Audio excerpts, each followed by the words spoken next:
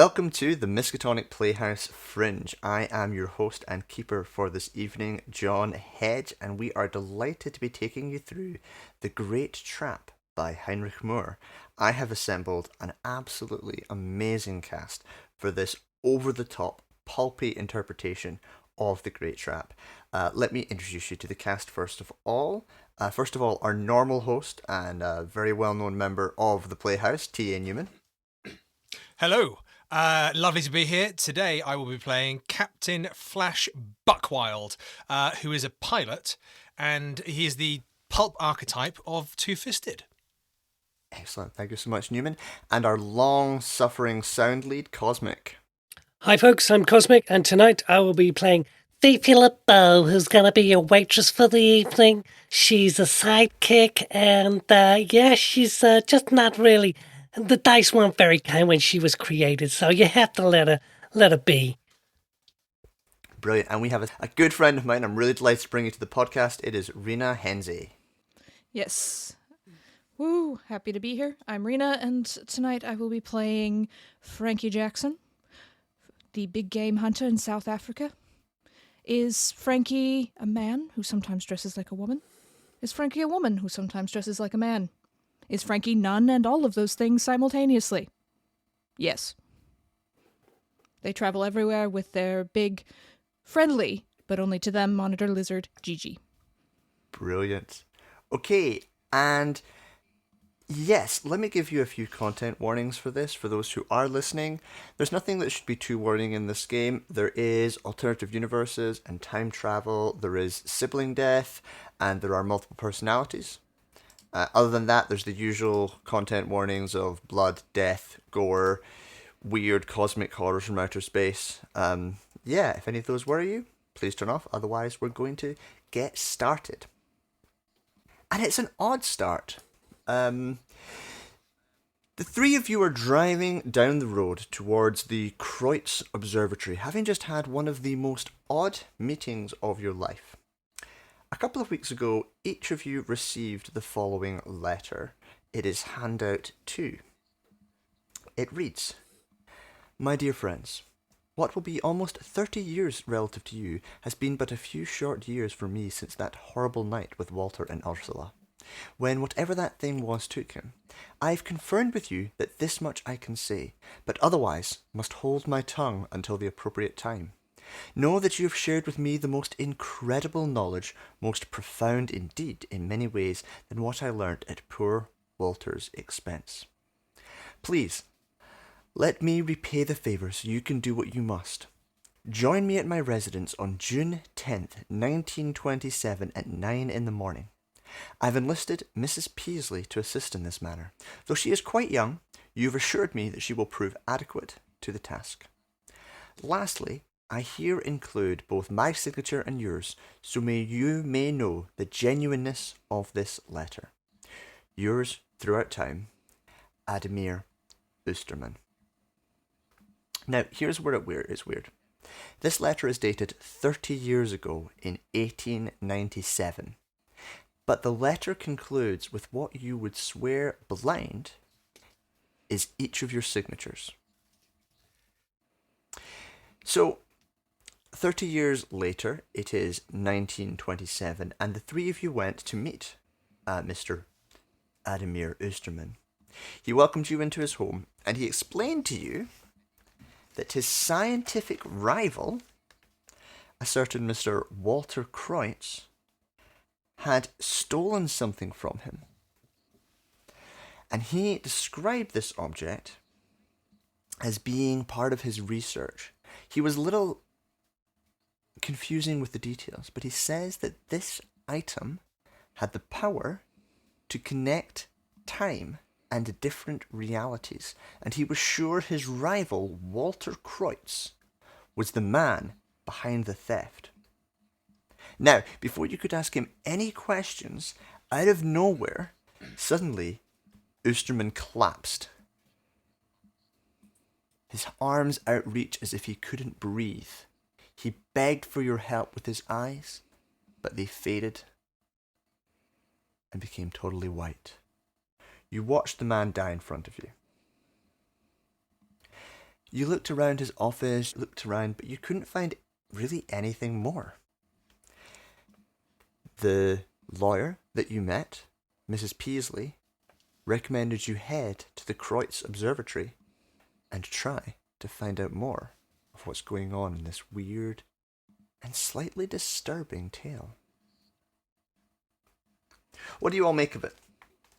Shall we start with Fifi? Fifi is actually quite emotional. She's sitting in the back of the car, brushing a tear from her eye. The letter she received from the professor is one of the most romantic things she's ever had in her life. Fifi hasn't had a great life. To actually see the man that she possibly loved die on the floor of his home, surrounded by people that he got to know through time somehow, was very emotional for Fifi. So she is contemplating what possibly could have been the life of her and Oysterman together. She's wondering whether or not out there they're happily married, enjoying a wonderful life, gazing at the stars together. Interesting. So Fifi's imagining the alternative realities where perhaps her life went differently. Brilliant. Frankie, what do you make of all of this? What does Gigi make of all of this? Well, Gigi is more intelligent than Frankie is, so Gigi probably finds it very strange that Frankie's signature is on something from when Frankie was 5, but Frankie just thinks, okay, strange things, strange people, okay. Anything smell dangerous, Gigi? No? Might as well. And finally, driving the car, Captain Flash Buckwild. Well, the captain is driving the car, cigarette hanging out of his mouth. He's actually quite looking forward to going up to the observatory. It's a bit of a bally old place. It's quite wonderful, and I tell you, it's the view, the sky, the stars. It's wonderful. Sad, obviously, though. You know, have to pull the sad face every now and then because people are in the car, and it is sad. But you can't really dwell in that. You can't really live in that. So onwards and upwards, which is I used to say to aldermen, probably, but don't remember much about that. No, you've never met this man. None of you have ever met this man. But 30 years ago, when, yes, you were 5, it looks like you signed a letter with Oosterman. You've no connection, as far as you can tell, to him or to each other. Maybe you have a minor relationship. What is your relationship to each other? Well, Frankie spends most of their time out on the savannah, hunting and tracking and trapping and so on. But, you know, they occasionally wander back into civilization. Their parents are back in Louisiana, so have to begrudgingly go back to people. And I think they've probably met Fifi a few times, just gallivanting about. But the thing is, every time Frankie meets Fifi, Frankie thinks it's the first time. Because Fifi's face just does not stick in their brain. It's not very memorable. So Frankie is always happy to see Fifi because they always think that they're meeting Fifi for the first time. Gigi, on the other hand, knows that Fifi brings the best snacks and will just sit patiently waiting for little chunks of steak or whatever. Okay, brilliant news. And Flash, it did fall to you to do a little bit of background research. So you do know a few things about the observatory. It is owned by one Walter Kreutz, who built it up over the course of the last 30 years. He built this amazing observatory, and he managed to completely run out of money. He spent all of his money building this great, advanced, complicated university.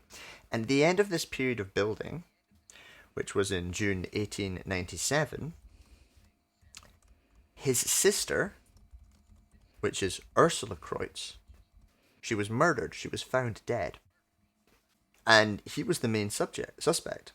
But no one ever quite managed to prove what happened with Ursula. So they continued on. And as time has gone on, all of the fortunes that the Kreutz family have just run out, and Walter lives seemingly alone in this old, slightly abandoned observatory. You do find one other very interesting fact, which is that 35 years ago, Walter Kreutz was struck by a weird case of amnesia.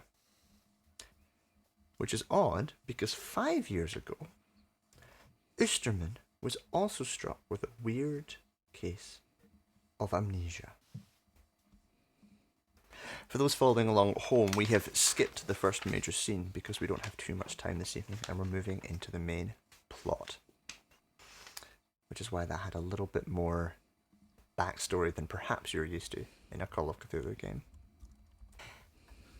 So driving the car, I'll just to try and impress the guy, show off a bit. It's kind of Flash's style, and I think he's going to kind of relay some of that in kind of dribs and drabs, just because he's excited about the observatory. It's very kind of Walter, of course, 30 years ago, all his bloody money, spent all of it, finished in 1897, but you'll never guess what.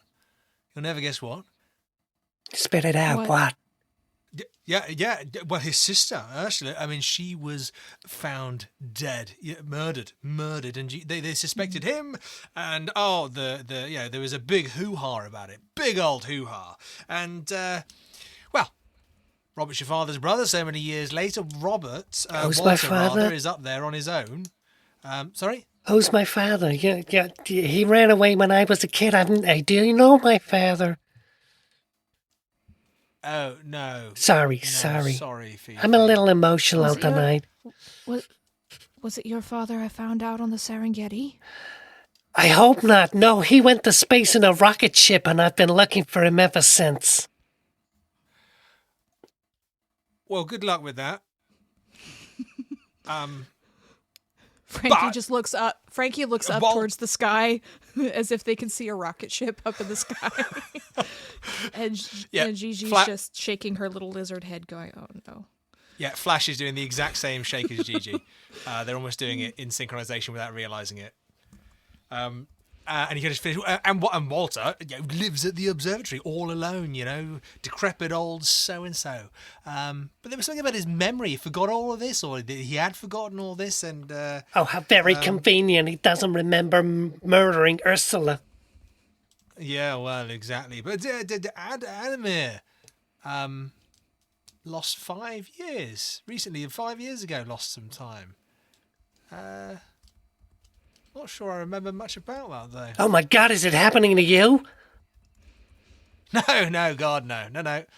Yeah, Captain Flash Buckwild, Second Lieutenant. I am sound as a pound. What's your serial number? Not nearly half Quick, as round. Tell me your serial number.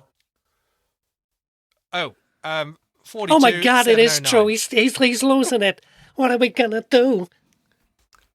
Speaking of, are you losing it? Flash, would you give me a listen roll to determine if you're paying enough attention at this point in time? Oh dear. Is the listen roll to see if he can hear Gigi sneaking up on him to eat his face? No. Okay. Wow, okay. So we're on a 96 over 60, so a fail. Significant fail. So something odd happens, which is that there's a giant explosion up ahead where you think the observatory is nearby, and the car just starts spinning around, flying all over the place. You completely lose control of it, and you've got no ability to control or stop this car. Can you all give me power rolls, please? Starting off strong. That is a fail from Fifi. 83 versus 55. That is a fail for Frankie with a 57 over 40. It is a success from Captain Flash Buckwild with 54 over 55. Flash, you see what looks like you, but he's in a nicer car. And he didn't lose control when the explosion happened. He kept going and managed to continue going down the road with an amazing skid, which is just what you wish you would have done. But instead, you slammed into a tree. Can I get a 1d3 damage from all three of you, please? No. 1. 1. 2. Okay, the car now stops slamming into this tree. You look around, Flash, and you can see what feel like echoes.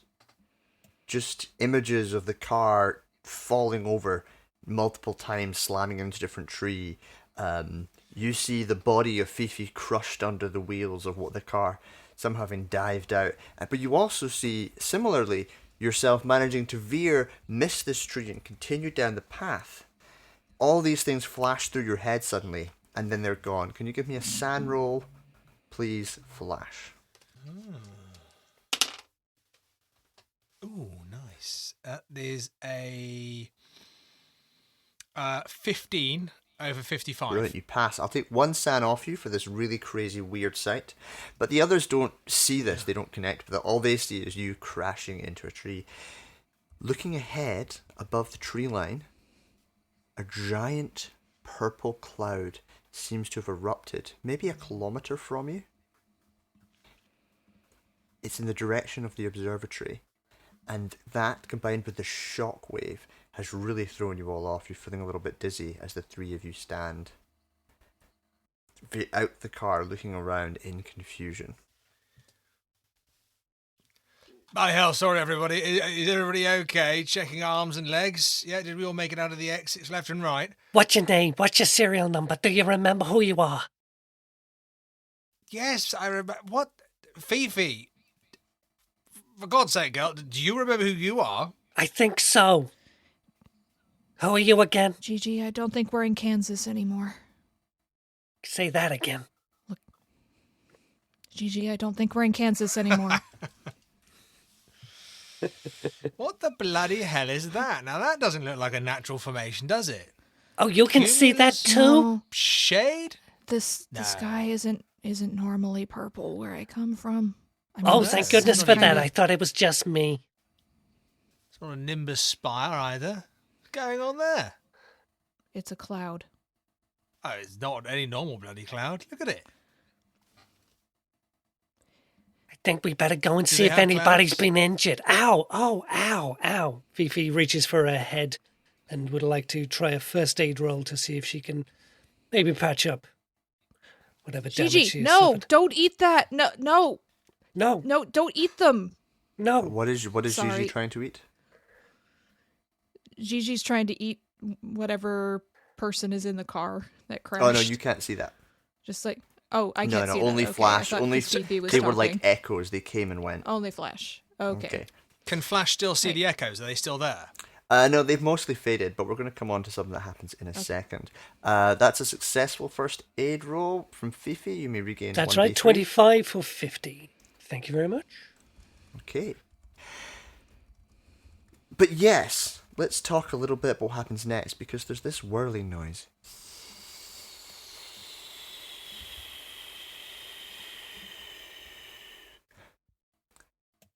And you all see your car sputtering down the road. And suddenly going be on? crushed in front of you with the three of you inside it. But there's nothing there. And then suddenly, where once there was a car, there is now the remains of a car stuck into a giant footprint on the ground. The footprint has 5 long toes. Fifi, ask me if I'm losing my mind again. Are you losing your mind again? Yes. Directly above you, you hear a sound.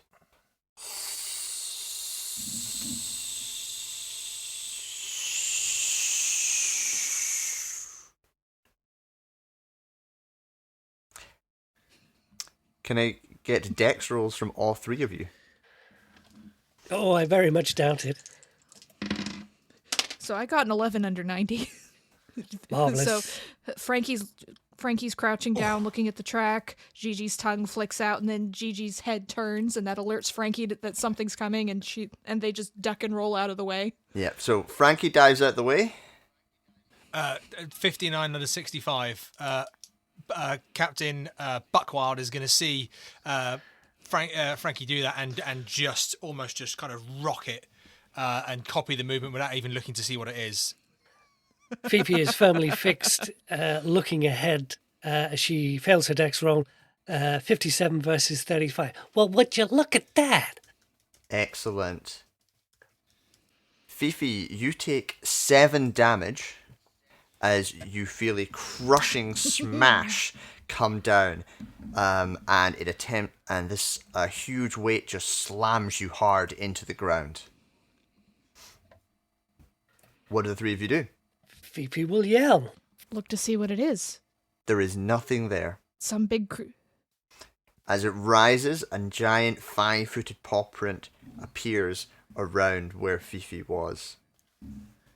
Which way's the foot going? Can we see where the toes are pointing? Yes, it's come from the observatory, it smashed the car, and now it's crushed down on Fifi.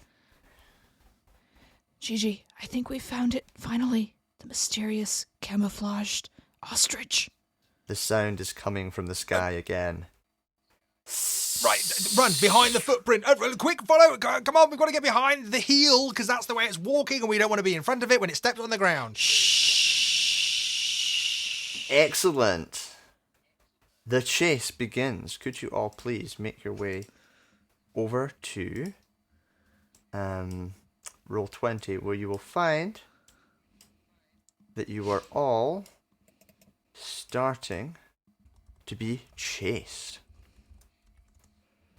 All right, Fifi, you are a little bit behind, so we'll deal with you first. You're presently slammed into the ground. That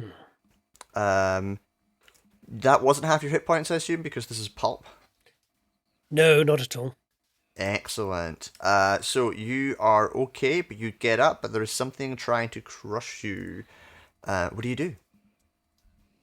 Fifi's going to try and run in whichever direction everybody else is running to try and get away from whatever is she can't see. Marvelous. Excellent. Frankie, what are you doing? So Frankie and Gigi are running in that direction. Mostly Frankie was stopping to look at the footprints, but Gigi just kept running, and Frankie has learned to follow Gigi in these kinds of situations. So there's just this 5-foot-long monitor lizard running around trying to get to the observatory, and Frankie's running after her. Excellent. And Captain? Captain is running in true military training fashion, knees up, elbows swinging, and just bolting directly for the observatory. Excellent. Fantastic news. So, Fifi, you are at the back, which means that you are the one who the tentacles come flying towards. Are you going to...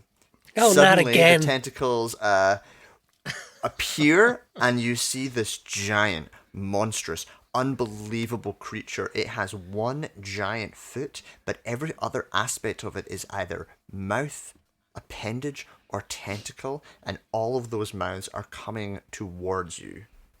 Give me a SAN roll. That is a success. 34 versus 55. Excellent. You're just going to lose 1d4 for that. You lose 2 SAN as you see this terrifying creature. You assume creatures like this exist because, of course, your dad went into space, and so probably creatures like this are in space. That makes a lot of sense to you. Now, these tentacles are coming towards you. Are you going to try and fight them, or are you going to try and dodge them? Oh, I've seen enough hentai to know where this is going. She's going to run. Okay, give me that dodge roll. That is a hard success, 19 versus 45. That means you dodge one of them, but the other one's going to come in and hit you and slam into you, doing 4 damage. And then, who's at the front. It's going to be Flash. Flash, a wind just comes flying towards you. It's like back in when you were in the plane. Suddenly this huge headwind is hitting you hard, and you find yourself running on the spot. Can you give me a strength roll to try and overcome this ridiculous wind trying to hit you?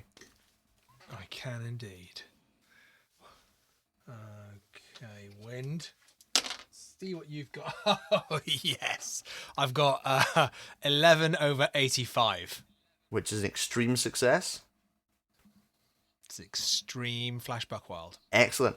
So you do manage to keep your footing and push through and stay just a little bit ahead of this wind, leading you back towards the edge of the woods that you were in. Okay, so Frankie, behind you hear the sounds of Fifi trying to dodge away and shouting about hentai. What do you do? Well, that just sounds like a strange language that I don't know. So I'm going to ignore that. It's probably her own mystical language.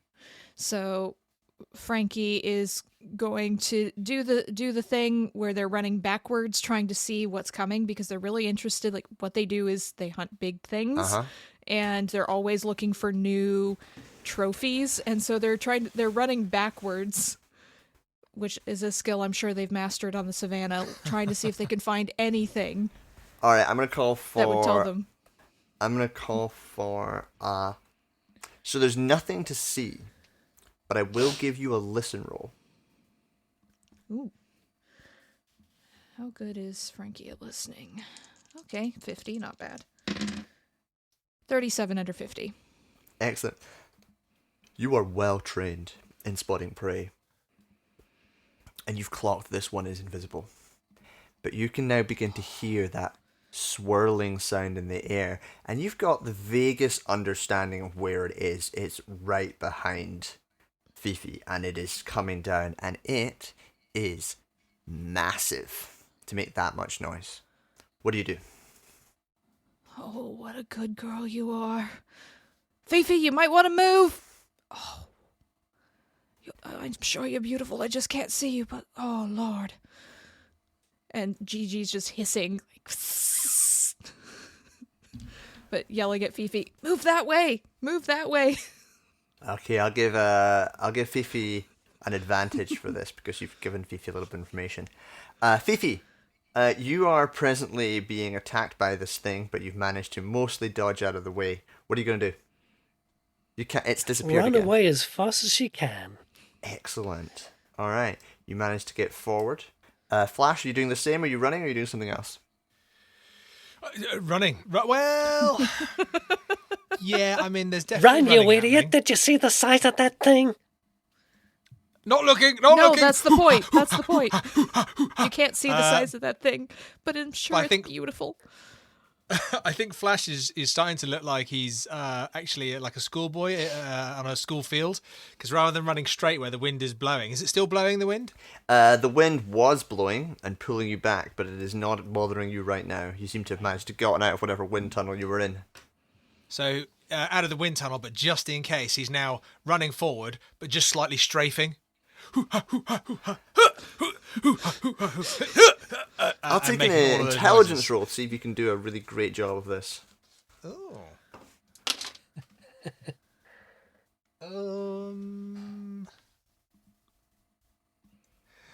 No.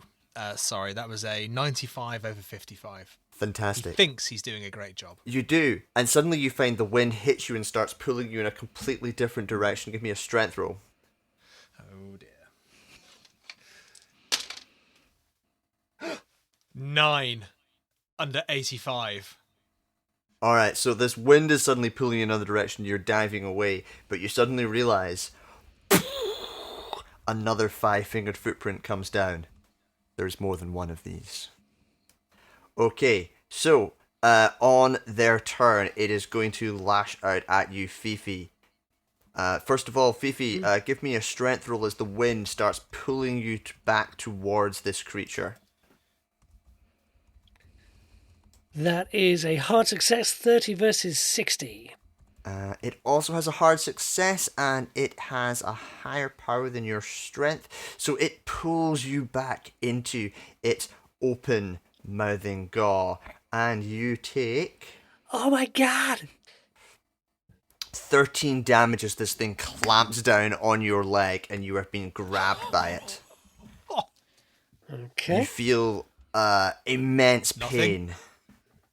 Are you still up, Fifi? I bet you don't. Yeah, Fifi's still up, only just, but there you go. Fifi will be screaming, "Oh my god! Oh my god! This is the one time you don't have your elephant gun!" And then on that point, you are captured, so you can't dodge this attack. Boom, boom.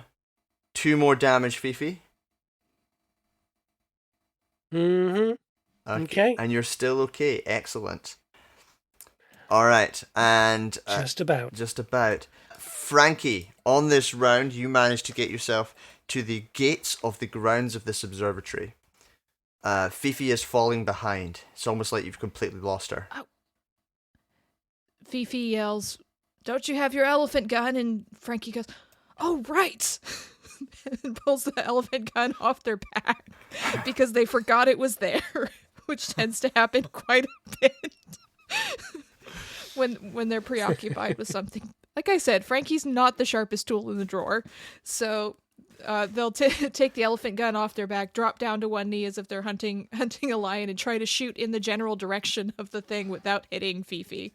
But if they hit Fifi, well, I will take a penalty die for this. Okay. Because you're shooting at something, and of course, there will be a great effect if fumbled. I'm sure there will be. Let's see. Penalty die. Okay. So that was a 15 normally. Gonna roll the penalty. And that's still a 35 under 85. Brilliant. So the elephant gun slams into this creature. Roll damage for me. Okay, that's 3d6. 35 under 80, that's hard success. Mm-hmm. So not No. not anything special yet, but 3d6 plus 4. 8. 12. Yeah, so 12 damage. Okay, you manage to pierce through its armored skin and do some severe damage to this creature as it gives out a yell. Suddenly, Fifi, you are covered in an Icarus liquid that seems to be dripping down from it, and it burns, doing 2 damage to you. Thanks, forgot I had that. Marvelous. Thumbs up, like Frankie's literally giving a thumbs up behind the elephant gun. I Brilliant. think they've done a good thing. Flash, what do you do?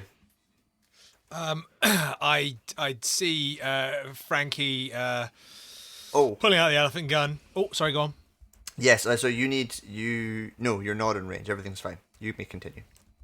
I see Frankie pull out the elephant gun, say something to her lizard, say something to Frankie. I'm still running. Fire something. Is there a noise from the thing? Does it scream? Does it cosmically cry? Give me a listen roll.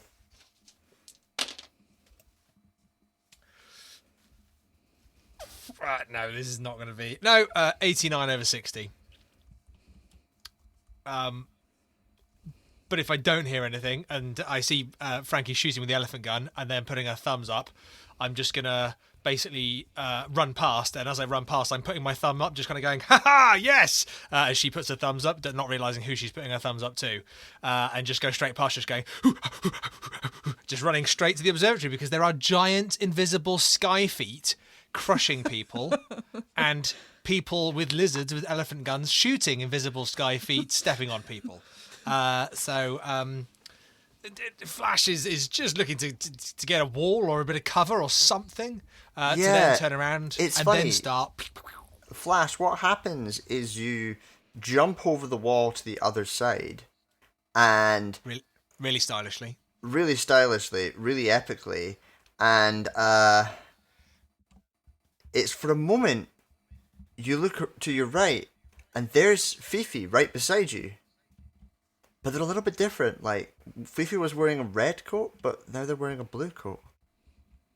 But then that fades, and you realize that you were just seeing things again.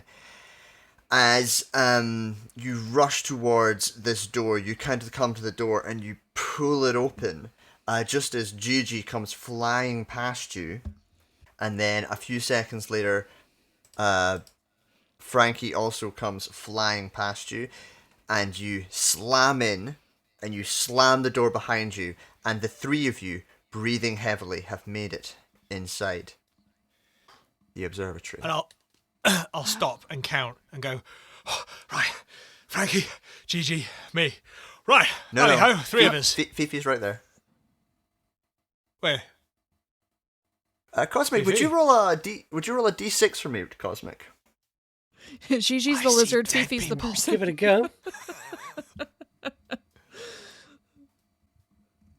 That is a 6 for Fifi. 6, excellent. Alright, I'm going to send you something, and I'd like you just to have a wee read through it while I explain to the audience what's going on. So, what's happened is there's an interesting mechanic in this game. During this game, at various points, if a player is killed through one way or another, they don't necessarily die because of all the alternate universes. What happens is that player character will begin playing a different version of themselves. Fifi, or the Fifi we knew, died and was killed by the giant creature that we just met. However, in an alternate reality, Fifi made it through. But this Fifi is maybe not quite like the Fifi we met before. Do you want to tell us what the card says, Cosmic, and then tell us a little bit about this new Fifi standing beside Flash and Frankie? Sadly. You stand before a portal, watching the last moments before you died, went insane, or became lost. The shrouded form of the same guardian you encountered on your dreams previously stands next to you. Moi, Atror, the prolonged of life speaks. This version of you is no more, but other versions persist. Maybe that strange currents of this place see you returned. You look back into the portal and see vision of yourself, at once unknown and yet familiar. You want me to continue? Excellent. Read the path not taken, please. Your new and previous investigators are the same, except that your new investigator pursued a different profession. Choose a new occupation. Nice. Okay, so I'm also going to give you, at this point in time, a luck roll. Huh? And this is a luck roll that you want to fail. Oh, fantastic. That is a 90 versus 65. Brilliant. So, this character, a little bit more useful than the character you had. Roll a d20. That is the number of extra points you can add to any of your stats. Okay. That is a 19. Brilliant. Please feel free to add 19 extra points to your stats. Okay. Fantastic. Okay. You're standing in the entry level to the observatory. It's beautiful. It's a large, sort of neo-Gothic, turn-of-the-century wonder. There are beautiful gargoyles covering the walls with mosaics and patterns, pulling in from various different customs and styles from all over the world. There are two things that stand out. The first is at the very end of the room is a giant portrait of a man and a woman. Underneath it, it says Walter and Ursula Kreutz. They seem to be in their mid-30s. Ursula has Quite a stylish but out of date these days hairstyle. She's got a really lovely dress on. The height of fashion. Behind her is her brother Walter. And underneath it, it says, Keepers of the Silver Keys. Are we supposed to know who those people are? Frankie says in character, looking up at the picture. Oh, do you remember I told you all that really interesting information about the observatory? Yeah, on the drive. Everyone was paying attention. I was thinking about hyenas, sorry. Oh, no worries. That's absolutely fine. Well, that is, I imagine to be Walter. Is that the bastard that murdered the professor? What? Oh, what? What? What? What? What? What? Are you feeling Who owns okay, this Fifi? observatory? Yeah, fine. What about you? Wish I'd gotten a better look at whatever was outside, honestly. Oh, No, man. believe me, you don't want to get a better look at that sort of thing. I know. I mean, it killed Fifi. What? What? What? What? Fifi. Frankie crouches down next to Gigi and says, "Go sniff." To see Fifi? if it's actually Fifi or if it's an imposter. Interesting. What's the matter, Captain? What do you want? Give me an animal handling check. Okay. I get a bonus die because one of my pulp talents is animal companion. Fantastic. Okay, and it's a good thing that I get the bonus die because now it is an 11 under 50. Fantastic. Gigi gives you a very confused look because, yeah, there's something very different about Fifi. Fifi used to be this dressed as a sort of like a low-end waitress, but now, Cosmic, how is Fifi dressed? Fifi is still in the same flapper dress that the original Fifi was, but this time she makes it look good. Yeah? Alright, yeah, so she smells a little nicer. She looks a little nicer. Just everything about Fifi is just that little bit more polished. And as you turn to consider the rest of the entrance hall, Frankie, I'm just going to have your eyes head on up, gazing above you, to where there is a mishmashed, confusing skeleton. It looks sort of incomplete, as if they've only managed to gather some bits of the bones. And it reminds you of the occasional jaunt into the savannah. You've occasionally pulled up these bones, and very British archaeologists got very, very excited whenever they found one of these. But this one has been put into this weird shape. It doesn't quite make sense, apart from one feature, which is a very large single foot with 5 toes. Oh, I think they found this partial skeleton of that thing outside.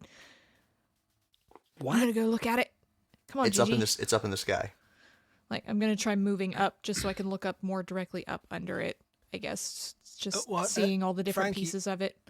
Can I make a natural world or something to see if it looks like anything even remotely familiar? Sure. Okay. Natural world is 55. And I rolled a 52. You're fairly confident that there are no creatures on this planet that have one large single foot. You've definitely not encountered them to date, and you've been to a lot of places. This thing gives you the creeps. But it does therefore make sense to you that it would be invisible. Yeah. And Frankie's just sort of unconsciously just sort of stroking the elephant gun a little bit, holding it close, just thinking, oh, can you imagine hunting something like that? Oh, invisible, you could just sort of stalk it. It'd be a real game of like, cat and mouse, but more like lions. Oh. Suddenly, I want there's one. a... And what sounds like an intercom? I don't know who you are or what you think you're doing in my observatory, but you won't stop my work now. I've come too far, lost too much, do you understand? Today, we play for the highest of stakes. Humanity's future. Is that What? you, Walter? Why don't you come down here and tell us that yourself, you big coward? Oh, come on now. That's very unladylike of you, calling someone a coward. Do I look like a lady, I mister? thought Walter was dead. Well, exactly. But so's Fifi, and there's a skeleton that you're staring at that's quite unusual. Walter, old chap, you wouldn't come down for a bit of a chat, would you, old boy?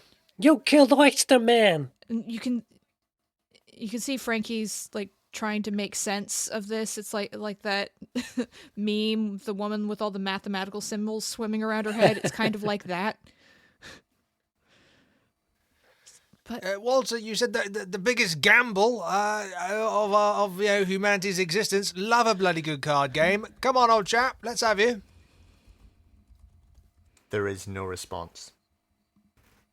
Fifi's going to have a look on the wall. If this is any kind of public observatory, then there's no doubt going to be some kind of map which will say where things are. And so she's going to try and find something that might be a control room. Excellent, you do. You find a map of the observatory printed on one wall. And the great news is that it's available to look at in Roll20. Wonderful. What have you got there, Fiefs? gasp. Look at this. This is a map of where he is. We got to get up there and stop whatever he's doing. This thing exploded. Our car got crushed and, well, I think I died, but let's cover that later. And Fifi's going to knock back a couple of shots from her hip flask. Quite right, and do share. Right, well, where are we going, old chaps? Eeny, meeny, miny, mosey, dibbity dozy, tiny toesy. That one. There are 3 major exits. There are a set of stairs going downwards. There is a eastern and western door. I think we need to go into the West Hall and head ourselves up to the equatorial room. The what? Or we could split up. There are 3 of us. Oh, and don't 3 be exits. stupid. We That's could the easiest way divide to and get conquer. yourself killed. Frankie has but if already you get killed, we'll know that's the right way. Frankie has already split off with Gigi, creeping along one of the hallways because they hunt alone anyway. Oh, there you go. Which way are you going, Fiefs? I'll go the other way. Oh, for heaven's sake. I'm going to go to the West Hall and track this bastard down before he does any more harm to humanity. And Which way Frankie? did Frankie go? Frankie went down the East Hall. Then I shall go up the stairs. Down the stairs. That's even better. Well. I'll try and go up them first. I'm resisting so many urges to make so many dirty jokes in this game. It's very It's the hard to fringe. manage. Knock yourself out. That's what she said.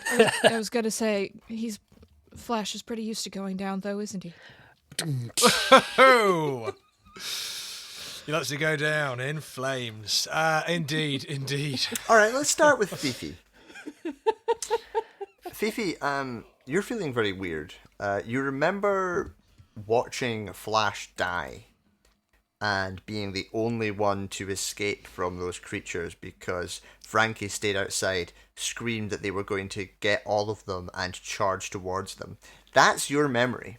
And yet you got here and then suddenly there were 2 more people here that look a little bit like the people you travelled here with, but not quite. It's like there's something off about them. And that's the feeling you have when you make your way into the West Hall, except even weirder, suddenly a chill goes down your spine as you feel like you walked through your own grave.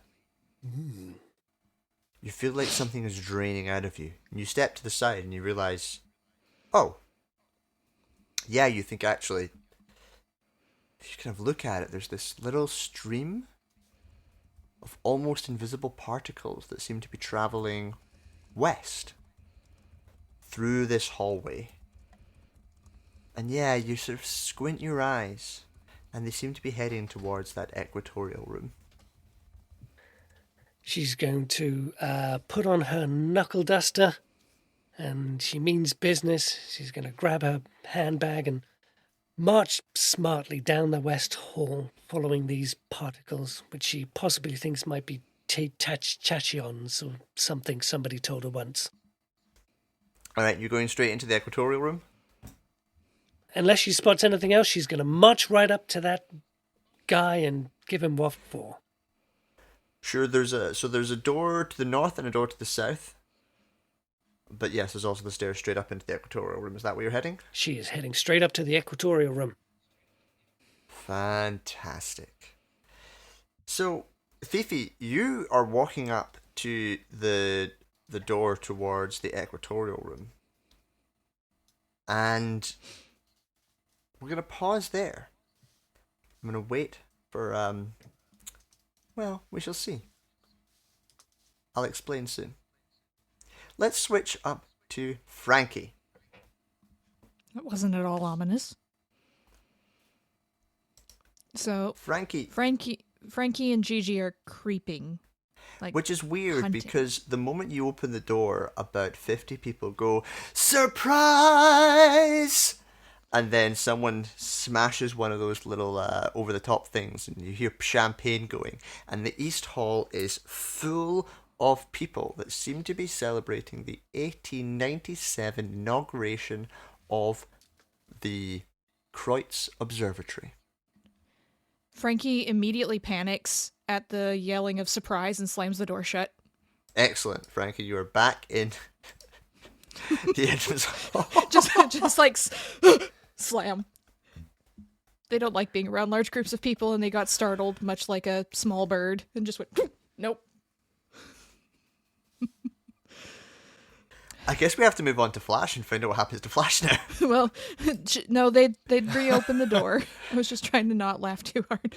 They'd reopen the door after a minute, just to see if the people are still there. And as you open the door, they all go, "Surprise!" And you hear the exact same noise of the champagne popping. In fact, it's exactly the same. Frankie's considering closing the door again, but Gigi has already scuttled into the room because Gigi knows what that sound is. That sound is party, and that sound means there's snacks. There are, yes. Gigi has taken off into the room, and Frankie dejectedly just... And you move in amongst all these people. They're not really paying much attention to you. They're chatting to one another. It's very odd. They're dressed sort of old-fashioned. It's a turn-of-the-century look. It's not nice anymore. The women are in these really fluffy dresses that are really impractical, and the men are in these cravats that no one's worn in years. And, yeah, they hear the small talk happening around you. No one pays you any mind. A couple of the women kind of give your modern, scandalous dress sort of a sniff. They're completely unconvinced by it. But apart from that, yeah, you're just in amongst this. It appears to be a busy party. Do you want to give me a spot hidden? Will do. And I have the pulp talent keen vision, so I get a bonus die on spot hidden. Well, that's useful. Okay. I rolled a 20 on the first one, and then rolled a 9 on the bonus die, so we'll go with the 20. Under 55. Okay. Yeah, so it quickly becomes clear to you that these people they're not entirely here. And actually, if you look around, you see 4, you want to call them projectors, in each corner of the room that appear to be almost projecting this crowd. They're really here, they're physical, you can touch them. But for whatever reason, they seem to be connected to this, there's this sort of odd blue dust in the air, making them all feel a little ephemeral. It's not too dissimilar from the effect of those, like, images you saw of people that weren't really there from before. But this is a lot more permanent. And then you had a hard success, didn't you? Yes. On the hard success, you notice that sometimes when people move out of shot, they just disappear, and then they reappear back in shot. Like the whole thing seems to be on a bit of a loop. It's like someone has sliced a piece of time into this room. It's like when you're out on a hunt and you have to wait a couple days for that one beast to come by, the gazelle that you've been looking for, and it just feels like the day repeats itself as you wait for multiple days at the watering hole. Yeah. Yeah. It's like it's just the same things happening over. Gigi, maybe you shouldn't eat that. Oh. Gigi's trying to eat any dropped hors d'oeuvres. And the thing is, the hors d'oeuvres keep getting dropped, and Gigi keeps eating them. Oh, you're gonna have a tummy ache, Gigi. Captain Flash! You make your way down these steps. And as you do, you come into this building, and it is older than the rest of the observatory. It's this building that seems to have been attached to the side of it. And inside, there is this rather impressive giant orrery, which is a huge mechanical representation of the solar system. It's huge. You could walk in, you could step into this thing and be within it. You could stand where the sun is, and where the sun should be is this beautiful jade circlet right in the center of this thing. And all around it are different planets made up of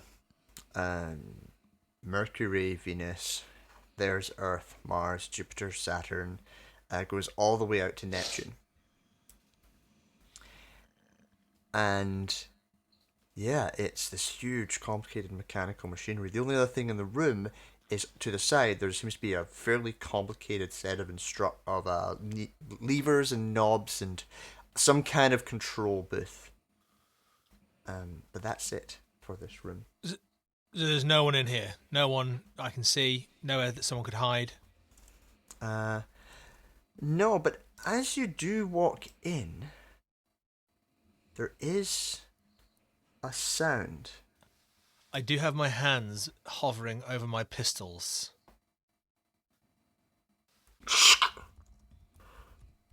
We knew it would change an object's place and time. How fantastic, we thought. Why didn't we stop, Adamar?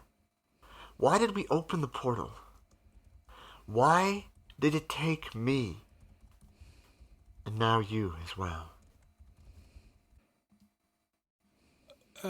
Where's it taking you? There is no response. Say something if you don't want me to play with the model of the solar system. Well, oakley dokley, I guess this is me having a fiddly play. Right, let's have a little look here. All right, I'll let you spend a little bit of time doing that. Fifi, would you mind rolling me a d6? Sure. That is a 4. 4. Excellent. Fifi, you have rolled another new character. Oh boy. This one, would you read the same section, that first paragraph of the different life? Your new and previous investigators are largely identical, except for a major life change. This change should have a profound effect on the character, including altering the way they dress. And so, Fifi, this Fifi, decided to turn left into... This Fifi decided against going down the West Hall alone and followed Captain Flash Buckwild into the orrery. Oh, Captain Flash, have you found anything yet?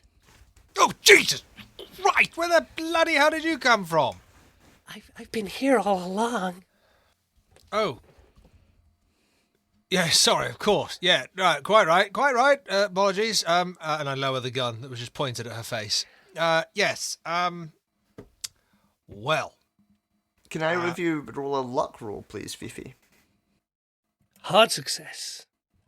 A success. Can you roll a d4 for me? That is a 3. You lose Oh. 3 points. So please remove 3 points from your stats, however you wish. Oh, Flash, would you look at this lovely place? This is the sort of place me and my father spent so many days dreaming of. We would look up in the stars happily together as we watched the nights go by. yeah, right. Well, no, bloody lovely, quite right. And I mean, sorry, rude question to ask a lady. I do apologise. Did you die again, Fifi? Because there's something not quite right about you. Well, I mean, not wrong, but not right. You know, like the other you, the one that I tried to save quite bravely on the way in. I've not died again. I've just come to life. This is such a wonderful place to visit. Yeah. I'll tell you what, Fiefs. Stand there. Don't change. Okay. And I'm going to I was just playing with the controls over here, so I'm gonna grab this here, give it a quick rub, and see what happens. Oh, steady now. No. That's a really great representation of the entire solar system. You know, there are some scientists out there that think there might be a 9th and 10th planet. Maybe this has something to do with this. Maybe it's all planetary movements. Have you found any controls yet, Flash? You're so good at finding things. Oh, yeah, well, this is literally what I'm doing now. Look, twisting this one here, dabbling with this one, poppity-pop-pop, tap-tap. See what's going on here, you know? It doesn't seem to be doing much. Can I get a mechanical repair or operate heavy machinery from you? See, I'm saying all those things, but I'm actually quite good at this kind of stuff. But he's just saying it because that's his thing. So, mechanical repair. Oh, yeah, let's have one of those. So, it's mechanical. It looks like you get a bonus die? I think you're right. Because I'm handy. One of my pulp traits is handy, which reduces the difficulty 1 level or gains a bonus die when making electrical repair, mechanical repair, or operate heavy machinery. So, mechanical repair is 65. Because I fly the planes in the sky. So that's 57, but then I'll use the bonus die. And that's 57. So 57 over 65. Fifi, can I just check where you are in the room right now? Standing next to the sun. Fifi is next to Flash by the control panel. Good choice.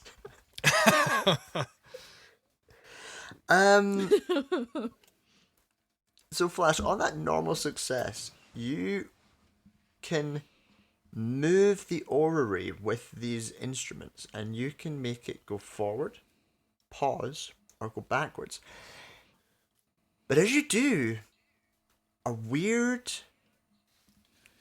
buzzing feeling happens in the room. There is this crazy scent of sandalwood, and this blue light appears to sort of light up and sparkle off the orrery as if something is happening inside of it.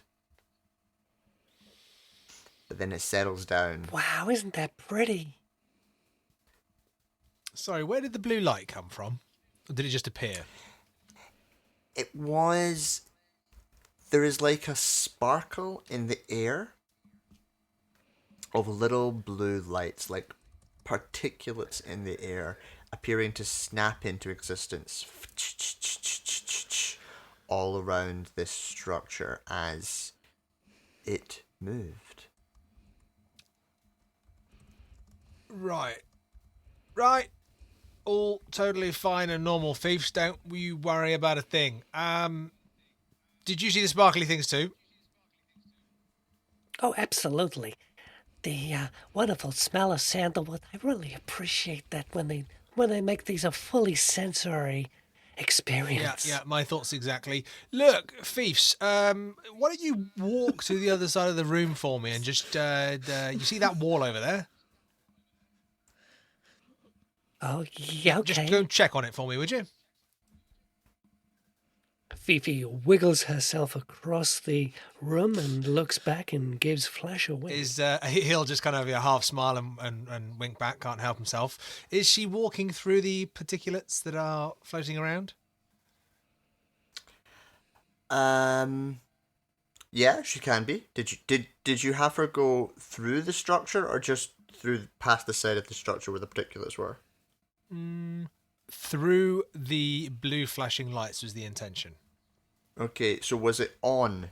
Because the blue lights happen when it's on. Is it on? Ah, right, okay. Do I know that from my success? Yes, so the blue flashing lights appear when it's on. Right, so, Fiefs, go and touch the wall. Winky wink, nudgy nudge, off you go. Right, she starts walking across the room. What? And as she's going, I'm then just going to slowly do what I did with the machine before. Are you making the orrery go forwards or backwards?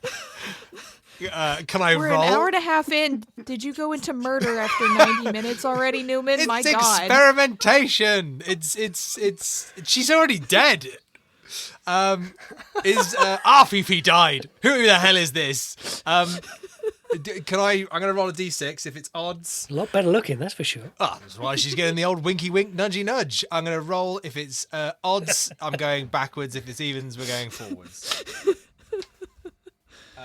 That's evens. We're going forwards. Excellent. Give me a mechanical repair roll. Okay. Oh, 21 under 65. Hard success. Fifi, as you walk past towards this structure and through it, Captain Flash hits something and you feel yourself change. And Flash, you watch as Fifi begins to age in front of your eyes. Fifi, you are presently in your 20s, is that correct? That is correct, 23. 25, 28, somewhere in your 30s, mid 30s, 40s, 45, 50s, in your late 50s, going grey, definitely in your 60s, wrinkles appearing, getting older, I'll turn it back. I'll try and turn it back. I'm pretty sure I can work out what I did. It was a spinny... Give me a sanity roll as you watch this, and Fifi, give me a sanity roll as it happens to you, please. Bang on. I got 54 over 54. That is a success for Fifi, 32 versus 55. I'll just take one from you both as you experiment with Fifi's aging. And give me another mechanical repair roll to try and bring Fifi back to about the right age. Do I see that Fifi sees what's going on? She gets what's going on? I mean, her eyes look at yours locked in horror. Fiefs, don't worry. I got this. It's the old bibbity bop spinny here. Don't you worry. Back in a tick. Turn it back. Turn it back.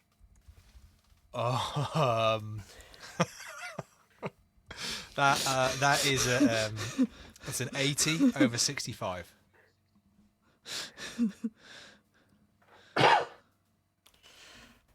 It's not a fumble. You are a little bit terrified by what's going on, and you hit it into reverse, and you watch as Fifi, before your very eyes, just the wrinkles form away, beautiful skin, young, beautiful woman, teenager, child, baby, gone.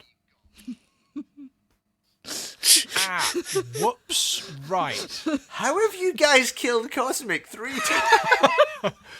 I tried to help Cosmic. I tried. I tried to reverse the thing I was doing. You did it originally, though, Newman. That doesn't count. Time travel shouldn't be... this isn't murder. This is something I can't quite put into words. in tonight's game, the role of Cuppy Cup will be played by CosmicOutpost. Shout out Ain't Slayed Nobody, I guess. Cosmic, please roll a d6. Oh boy. We have a 1. Oh, fantastic. We have a near perfect match. There are no discernible differences between your new investigator and your previous investigators, either in your abilities or memories. You may have occasionally have a vague sense you're not quite who your allies think you are, but the feeling quickly passes. Choose one or more distinct articles of clothing from your previous investigator and change it in a minor way for your new investigator. Fifi, can you give me a luck roll?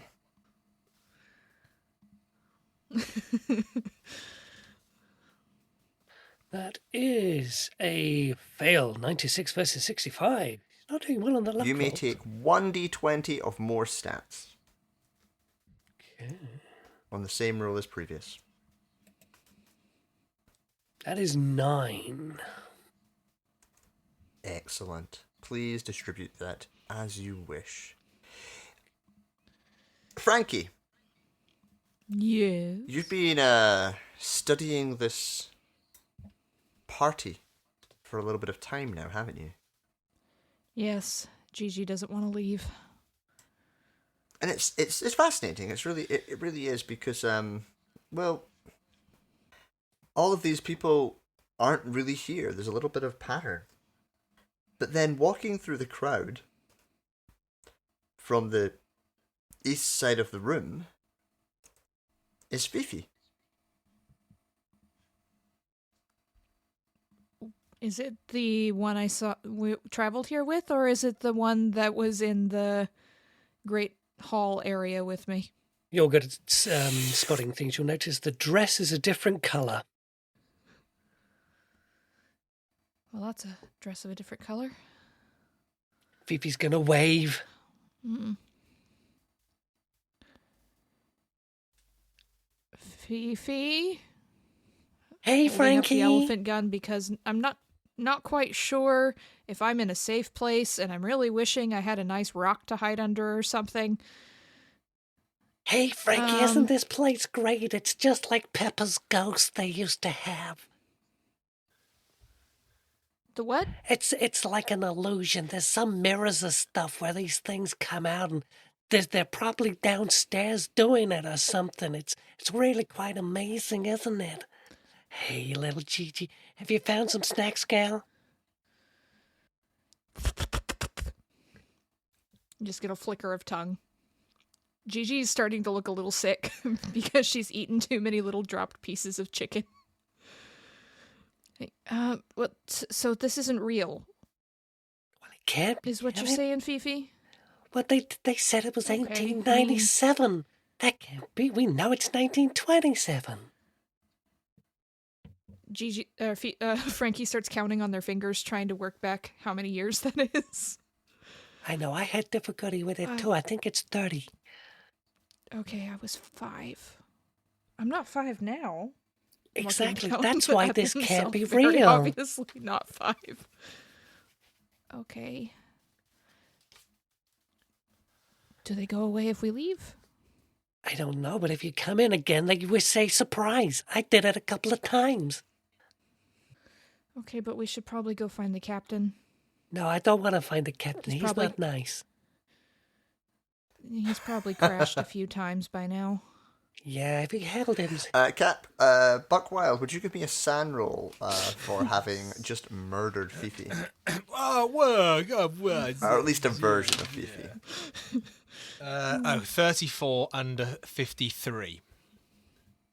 Okay, I'll still take 1 because you did murder someone in cold blood through just complete carelessness. Accidental mechanical favour. Come on, Your Honour. It's not your first time.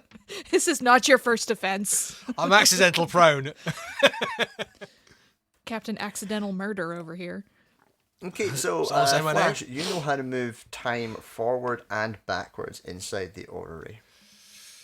Yeah. As soon as Fifi kind of disappears from existence, I think the captain just takes a second. Right. Bugger.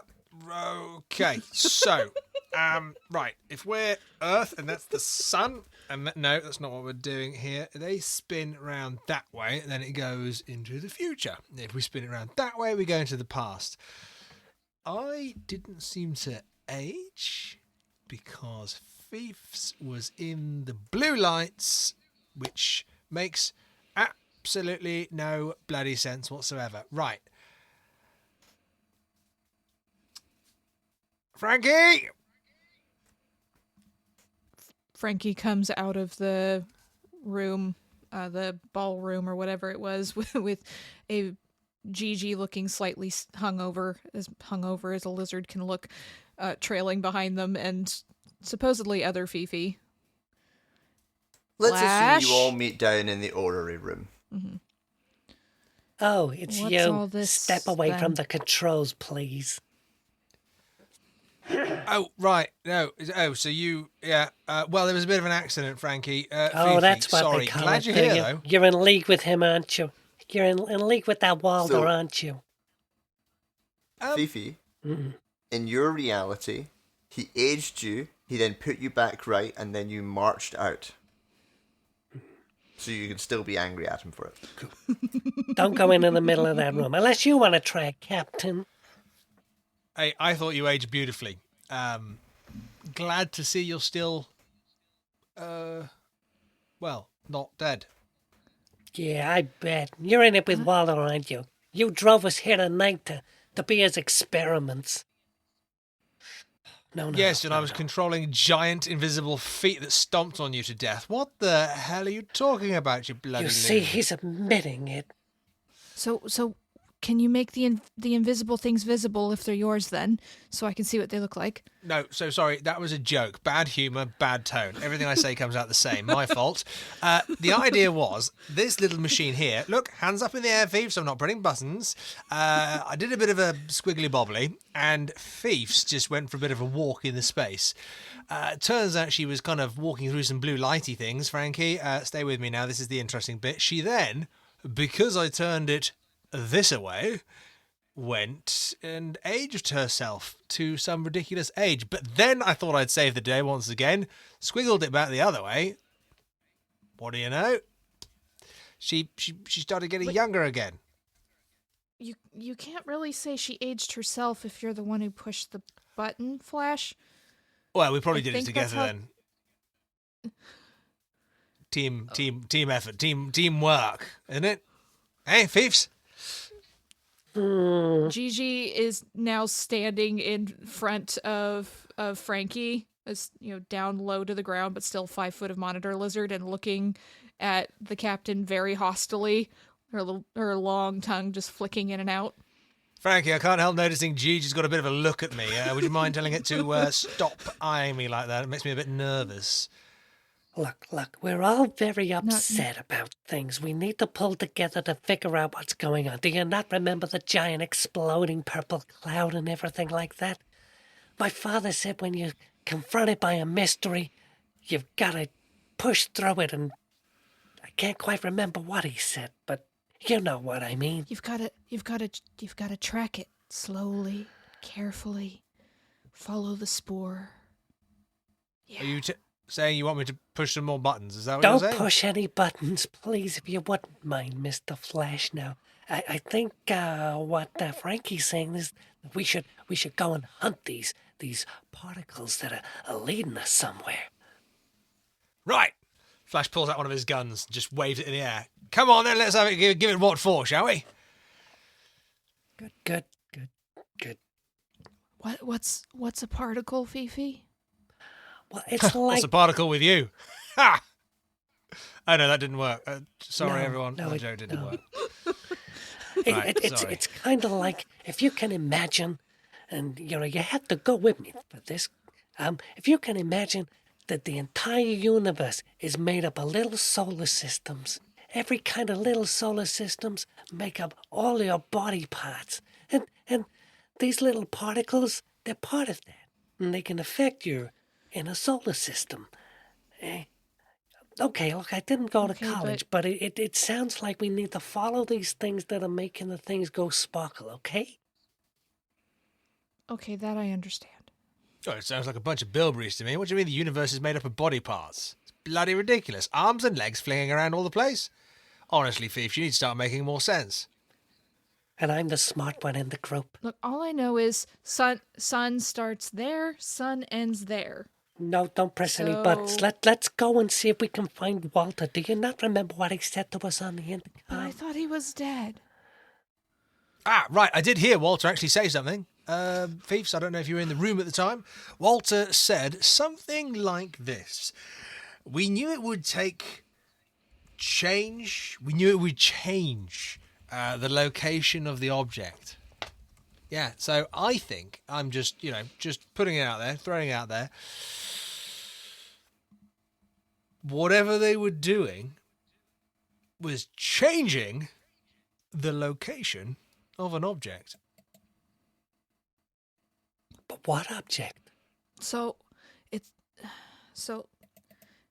it's like when you're hunting a crocodile and you're waiting by the Nile and it slips into the water and you can't see it, but it's moved down to another place in the Nile and it comes out magically because it's in a different place. Yeah, yeah. And then you shoot it. Yeah, makes sense. I get that one. Yeah, okay. Are you wearing a That's a different coat, good Fiefs? analogy. No, this is the coat I came in with. But I think this is Fifi number 3. But Frankie, that makes perfect sense. You have a time stream, so they put an object into the time stream and it floats down a river just like your crocodile did. And then you pop out the other side and actually I could do with a new handbag. Yeah, then you shoot it. Okay, got a plan. How's this for you, team? You guys stand over there in the middle of the floor. No. I'm going to wiggle the dials. You guys go back in time, let's say what, a week? I'll give you a week. I'll be a bit generous with you because we're all pals. And then you go and find Walter. You find Walter, you come back to now, tell us where Walter was a week ago, and then we go and find the bally idiot and give him a what for. Gigi looks like she wants to bite your ankle. Frankie, do you still have your elephant gun? I think this mister needs to explain something. I'm not touching that thing. You said it Exactly. made Fifi old. And then young again. Very young. A little bit too young. No. Well, Look, we why gotta don't you, go. why don't you go back? Oh, I'm pretty much in my prime. Be ashamed to start changing this, old bod. Look, we could do Will that. or you we fellas could just stop playing with the toys and actually go find where this guy Walter is? You remember what he did to poor Ursula? Quite right, quite No. right. Look. Oh. Ursula? Who was that? That's his sister that he killed, remember? Yes, no, quite right. Killed the sister, accused of the murder. Well, actually, they didn't actually try him, I don't think. Did they? Can't remember. But Oh, he come does on, it live all here on adds his own up. like some old crazy recluse. Let's So let's go and- find him then. Yes, Go deal. find him, Right. that's right. He's been speaking through the box, the intercom radio box. Is there a control room? Is there a Fiefs? You saw the map. That's right, we can... The only clue towards that you have is that the giant purple hurricane was centered over what is the equatorial room in the map, which is what Fifi went to look at earlier. Right. Feel like we should stalk room to room, kicking the door down, throwing the guns around. What do you reckon, team? You want to take it slowly? Because if you're going to do that, I shall amuse myself in the library. You know how to Right. read? It took me a while, but, I eventually got there with my loving father's help. Okay, right. Frankie, we splitting up, staying together. What do you fancy? I don't really want to... We only just got back Tread on the together tail of again. your- Why don't we just take it slowly? Come on. Come into the library. Maybe you might learn something. I don't want to be alone with him. He's I- already killed you. He's killed you a couple times already, Fifi. Oh, you're such a I'm- joker. Isn't he a joker, Gigi? Isn't he a joker? Yeah, lots of accusations flying around. Bit awkward, eh, for the old chap. Right, well, I know the way. Come on, follow me. Okay, party, where are you going? Library? Which is just next door. Excellent. As you walk into the West Hall, first of all, this beam of blue particles that flashed up in the orrery very clearly is heading towards these western stairs. What you notice when you walk into the Western Hall is that Fifi appears to be on the stairs and frozen, reaching for the door to enter the equatorial room. Flash, what did you do this time? I'm not sure, but she doesn't look dead. I will give a spot hidden to all three of you. Okay. With my bonus die for being keen-eyed. And I need it, because that was an 87 on the first one. That's much better. That's a 37 under 55. Fifi I've got has an 19 extreme under 65. 7 versus 48. Excellent. Fifi, can I also get a sand roll for seeing yourself, please? Sure. That's a hard success. 15 versus 45. That's 54. not the weirdest thing you've seen. Good. Tonight, at least.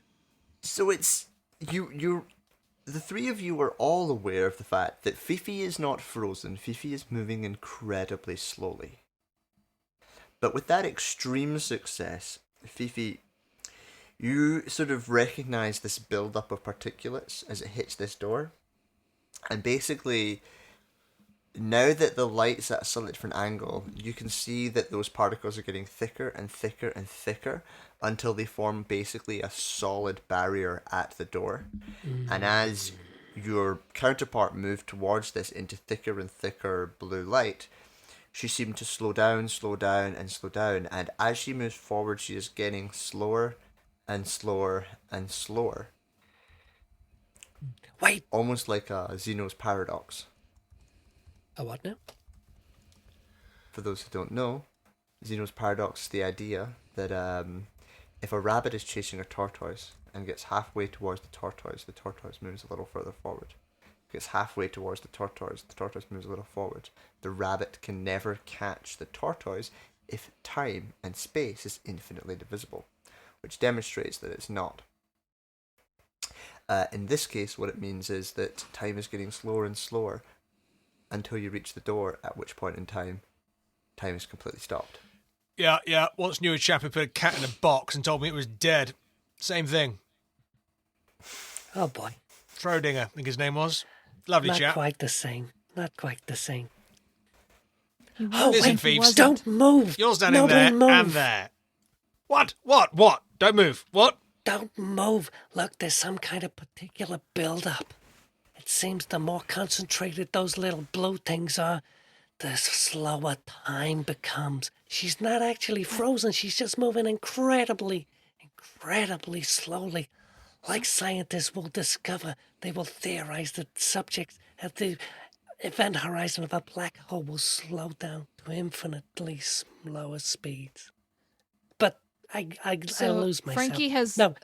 Frankie has lifted the elephant gun while this conversation is going on and is going to shoot past the other Fifi to see what happens, because they don't understand all this all this talk of particulates and event horizons. They're just like, slow thing, what happens if shoot into slow thing?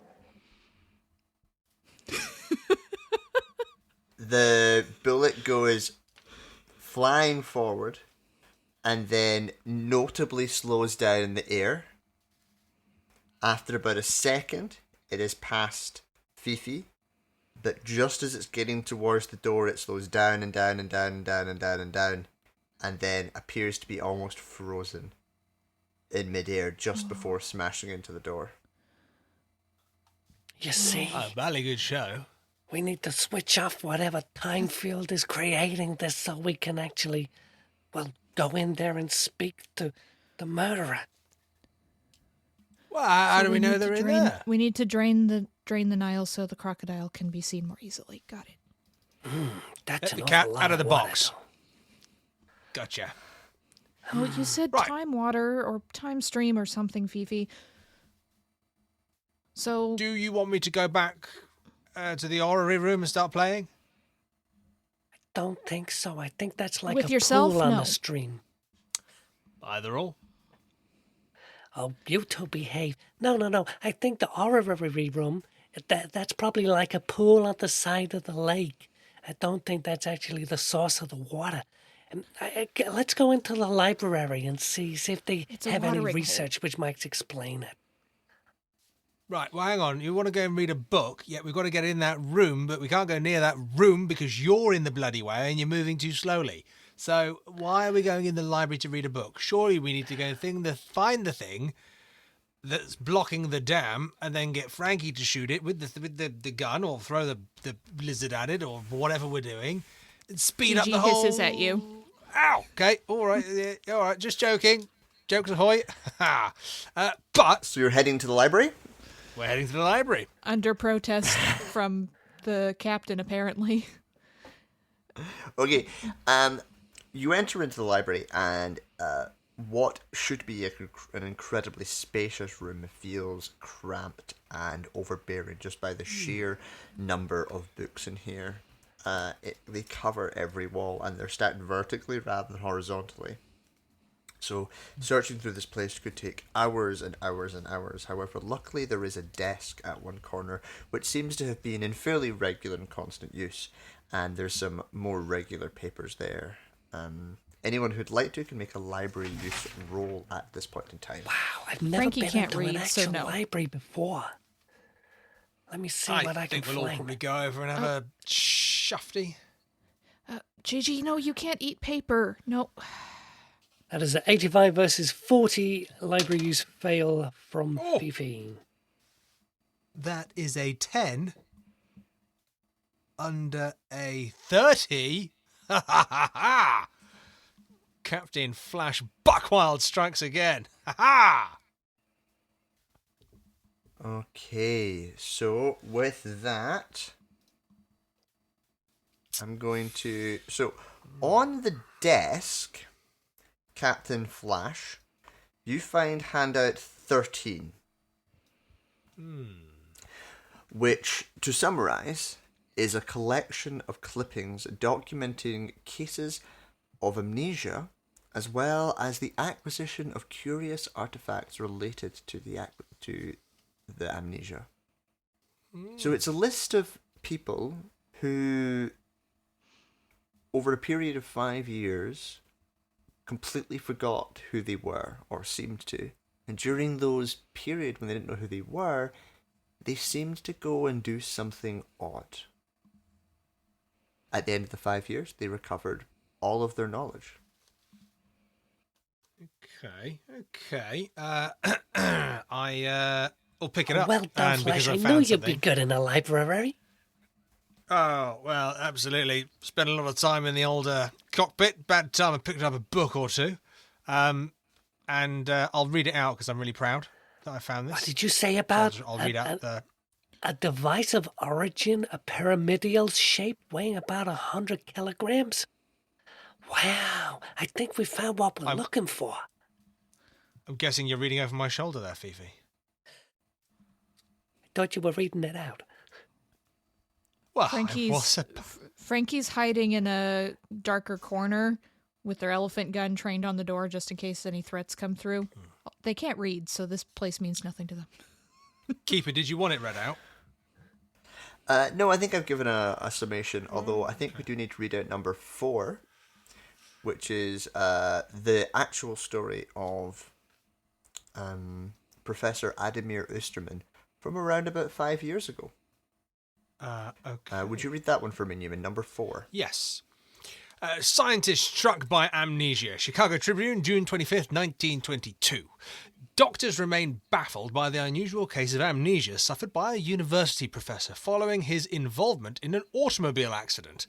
Unlike the amnesia of popular conception, Professor Ademir Osterman is described as having lost access not only to his memories, but also to his motor functions. Poor chap. Treating physicians describe that with the exception of certain innate reflex behaviours such as breathing, Osterman has to relearn basic functions such as walking, speaking, and even eating. Fortunately, he's making a rapid progress. According to Miss Virginia Pleasy, we know that name, who is representing the Osterman estate during this period of incapacitation. Now, this one's from around about 5 years ago and speaks to Osterman, the man who you watched die recently. Oh, such a tragedy, He such an didn't amazing mention brain. having amnesia. Maybe he forgot. What does amnesia mean? I forgot. Oh, Frankie amnesia says is completely when seriously. you forget. It's when you forget things. Oh no. Oh no. It's like somebody erases your brain. It's when you forget things. You already said that. I thought it might be the name of that big one-footed invisible thing. No, It's I when don't you know forget that kid things. is. Okay. So But- what do we But do did with you see the well, we're looking for some kind of big paperweight. Well, weighing about 100 kilograms, that it said. Don't understand these European terms. Is that like 200 pounds or something? What, 100 kilograms? Yeah, I was never good with the old metric measurements. Give me imperial all the time. It's big. Big. Nice and big. Yeah, Big. pyramidal shape. Have you seen one of those There's- kicking around? There's a loud crashing sound as Gigi is smashing some furniture legs with her tail and carrying bits over into a corner and making a little nest for herself. Yeah, actually, you're staring at a very odd chalkboard, Frankie. It's made up of a whole set of symbols that you do not understand. They're you know they're not the normal symbols. So you know, like, you can't read, but you know what letters look like. These aren't letters. They're different squiggles. They're odd. They're esoteric in nature. There's giant squiggles that are twice as long as other ones, and they're all, some of them are numbers, and you do know numbers. So some of it's numbers, and you know them. But they're in between all sorts of other weird things that definitely aren't letters. They don't look like Swahili letters either, because I know what those look like. I just can't No. read them. No. Hey, What do you got Fifi. there? No, Gigi, you can't break that. We need it right now. No, shoot. Gigi. Animal handling, please. Okay. With my bonus die. 39 or a 99, so let's go with the 39 under 50. Yes, you managed to get Gigi back under control. What are She you was trying to there? eat What's the on that notice whiteboard. board? Oh, Squiggles. they look real weird. Do these things look like scientific symbols or slightly more different? Yeah, it's scientific notation, although it's significantly more advanced than you've ever seen. So there are Greek symbols, there are integrals and differentials, and some of it descends into a weird bracketed notation style that you don't understand, although our viewers would understand as Dirac notation. Could Fifi try a science physics roll? Fifi may try a science physics roll. Is there anything in there that for a pilot in terms of aviation that would make sense? Fifi, you're struggling. Yeah, You 60. think you might be able to get it if you really thought hard about it, but it's just a little bit beyond a cursory glance. That's a 60 out of 40. I don't know, Flash. Doesn't make much sense to me. I'm pretty sure there's something in there, but do you recognize any of this? Right, let me have a little bally old look. Keeper, would kind of aviation be something that would help with this in terms of the science of flying, does it need to be very much this is distinctly beyond physics, beyond basic physics? Yeah. This is well beyond anything but a very specific physics or mathematical role. I will offer my pulp talent of sharp-witted, able to collate facts quickly, and a bonus die to any intelligence rolls. Ooh. All right. Quick-witted. If you choose to push this roll, Fifi, I will give you the chance to do so and the chance to figure this out. With that quick-witted, I will say this counts as an intelligence-based roll and give you a bonus die. But I need to know... I need you to in some way put another member of the group in danger in order to be allowed to push this roll. Oh, Fifi's reading this aloud and holding any kind of book that may be able to help her translate this. That works. In fact, it's giving you instructions. Oh, fantastic. She's going to read these instructions out loud with any kind of book to help her. And if there's any kind of paperweight or something that, so she's got the material aspect to the knowledge that she's reading. Brilliant. Okay. Dice roll? Give me a science physics roll with a bonus die. That is an extreme success. Oh. So the first thing you notice is that this work is signed by an A. Einstein. And it's a complex mathematical formula with certain ritualistic acts. While the ritual is active, the caster stands outside of time and is immune to forces that traverse the fourth dimension. A circle must be drawn and inscribed with certain hypergeometrical formulae concerning extrapolation of spherical space. An indeterminate variable stands in for unspecified consequences arising from maintenance of the ritual beyond a particular, although unspecified, threshold. Additional variables suggest the use of mechanical means and energy sources may supplement the ritual's force. This is the underlying theory by which the orrery works and allows one to move things forward and backwards in time, just as Flash worked out. If someone was to take this, create the circle, they could move things forward and backwards in time. There's two choices, one of which you could do it inside a specific space. The other is that you could protect yourself in a space and allow time to move all around you. You realize, luckily, that if you had completed the circle as you were speaking it out loud, you would have travelled forwards or backwards in time. You're not entirely sure. And potentially come face to face with the Hounds of Tintalus. Okay, we don't want to read this unless we get it spot on. This is really heavy stuff. Gotta figure out what they're doing because, well, we've got to sign those letters somehow. And it might be we go back in time and use this formula to protect ourselves. But we really need to speak to somebody who knows what's going on. And the guy up probably in the equatorial room is the best bet. But how are we going to get through that time barrier? You keep saying the guy's in the equatorial room. Do we know that? I mean, we know the potentially the bally things in there, and the old purpley cloud is up above. But do we know Walter's in there? I mean, he could be elsewhere.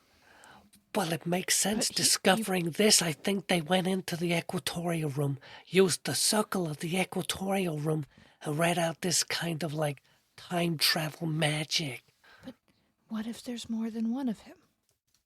We don't have to talk to just one. We just find one of the other ones. Exactly. Fifi, you're number 4 or something now, aren't you? You keep saying that. I'm the original. Believe me, folks. I'm the original Fifi, whatever you might have witnessed. Right. So, original Fifi. Unless you're willing to cast old Circly McCircle over there with your frozen self or near it, speed up, slow down, keep us in the circle, change the things around us. Maybe we could speed up the other you to opening the door, or we go back. Was there a laboratory on your map?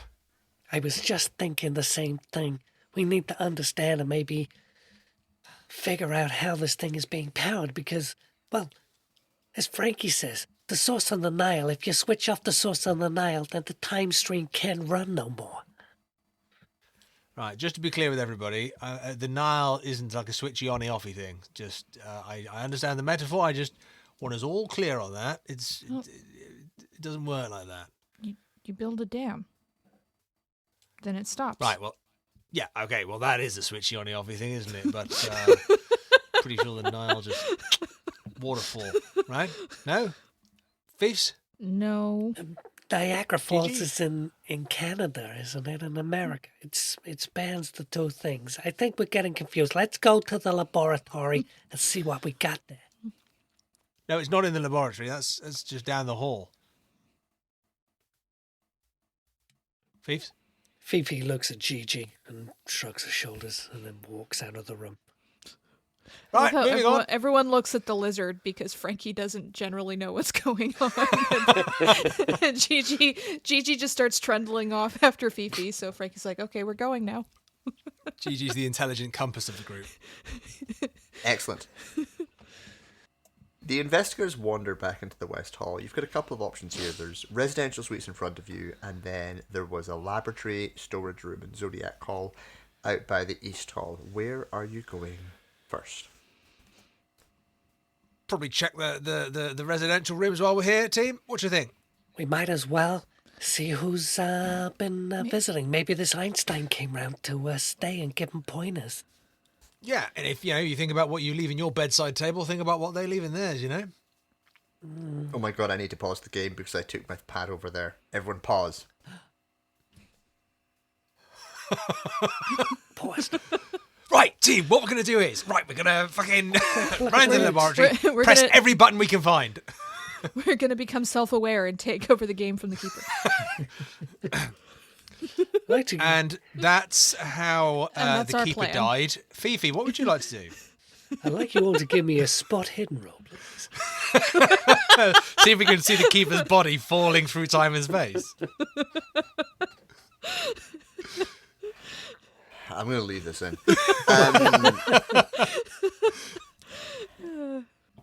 Clearly, at some point, these weren't residential suites. These were storage rooms or further libraries or something. But now it's mostly a mess. Someone has lived here for an awful long time and doesn't really pay much attention to household tasks. The whole place is just filthy. It has a real bachelor smell. And as you look around, you get the feeling that there is really nothing of value to be found here. And then what happens is, Frankie, you open one of the side doors. And you With look my in. elephant gun at the ready. Yeah. And inside there is a immaculately kept, probably former bedroom. But at one end of the bedroom is a beautiful statue of what appears to be a winged angel holding a golden urn. Underneath the statue, you see the words Ursula Kreutz. Hey, Fifi? Captain, I think someone turned Ursula into a statue. No, don't go in. Oh, that's the most beautiful thing I've ever seen. They kept Ursula's bedroom all pristine, like though she But was they going made to her come a statue. back. No, that's in memory. Frankie the urn. That's in memory of, you know? Yeah. Ursula, she's in there. Yeah, the urn is this beautiful golden thing. Very fancy. Someone has spent an awful lot of money on this urn. Yeah, that'll fetch a bob or two, wouldn't it? Not that we're thinking of taking it, are we? Oh, no, we're going to leave the room exactly like it is. You never Absolutely. know. In memorial of this poor lady who was murdered by her brother Walter. When you put people in a jar, you should put them out in the dirt with a lot of rocks. Give back to the earth. From far away, you hear the tannoy go. My sister. She was always the better of us. Smarter, wiser, stronger. And those creatures murdered her.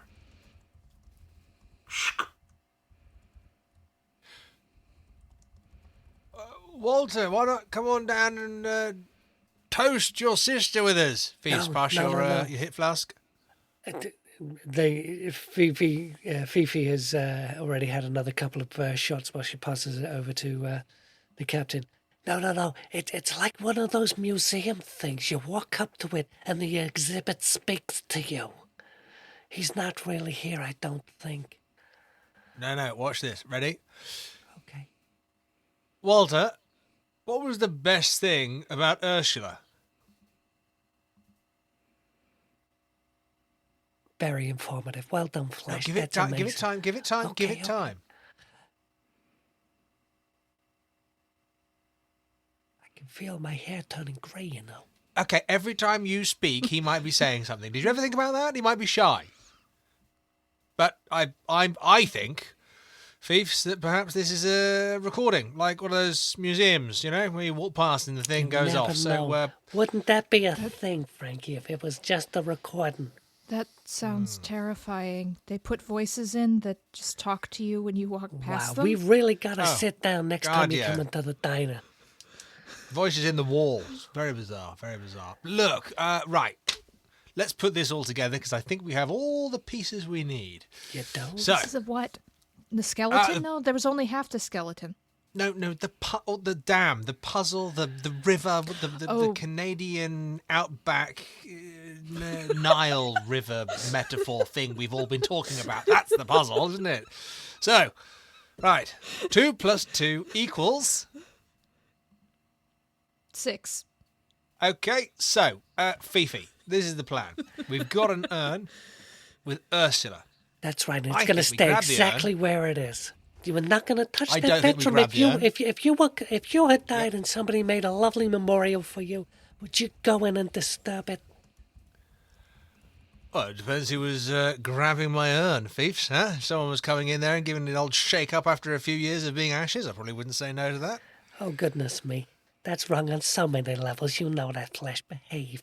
No, sorry. Unless there's something concealed in that urn, I don't think we need to do anything here. We just know that Ursula was killed mercilessly by her brother.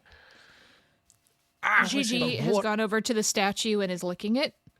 Yeah, what if Gigi's right? What if there's like a button on the statue, you know? This is some crazy old scientist, yeah? What if you, like, push its nipple or something and it opens a door? Fifi crosses herself even though she's not Catholic.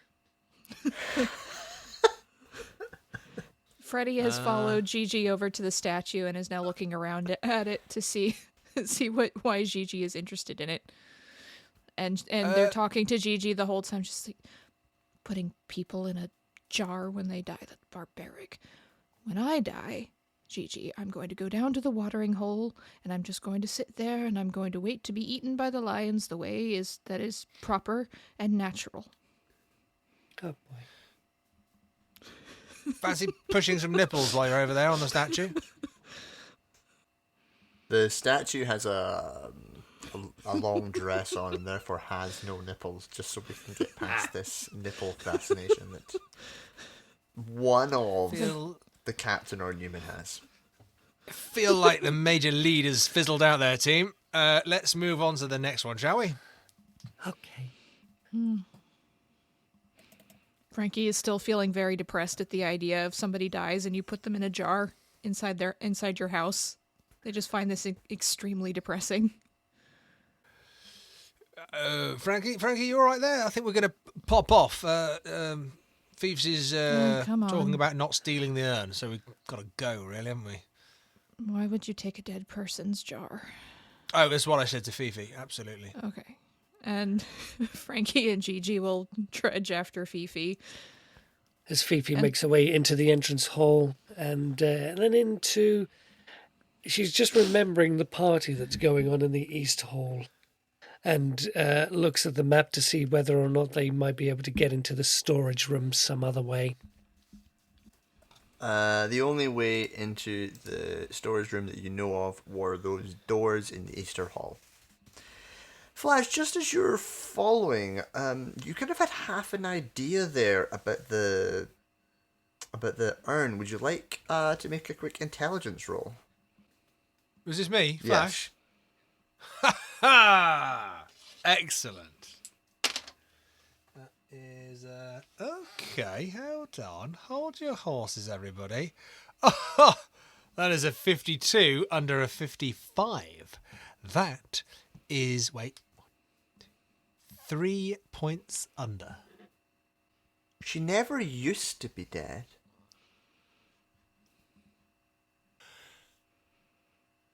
And as you make your way into the East Hall, as you walk in, they go, "Surprise!" Champagne goes off, and everyone just starts talking with one another once again. Oh, not these people again. Gigi, stay away from that chicken. Gigi just starts eating the chicken off the floor. Gigi knows Can't where the stop chicken Gigi. gets dropped. At this Kiwi, point, did you yes. say to me I never used to be dead? She never used to be dead. Ah, just checking. Yes. Okay. Fifi's going to grab a glass of champagne and wave at people and then make her way into the storage rooms. Excellent. This is an incredibly, in some ways, uninteresting room to you, Fifi. You nearly just walk straight back out again. It's just full of stuff. There are boxes and tools and categories of things for various different purposes. You could search through it, you guess, but it's not the most interesting of places you've ever been in. It's just a box full of rooms. Reminds me of my uncle's garage. Frankie is feeling a bit bored and confused with all the time resetting stuff.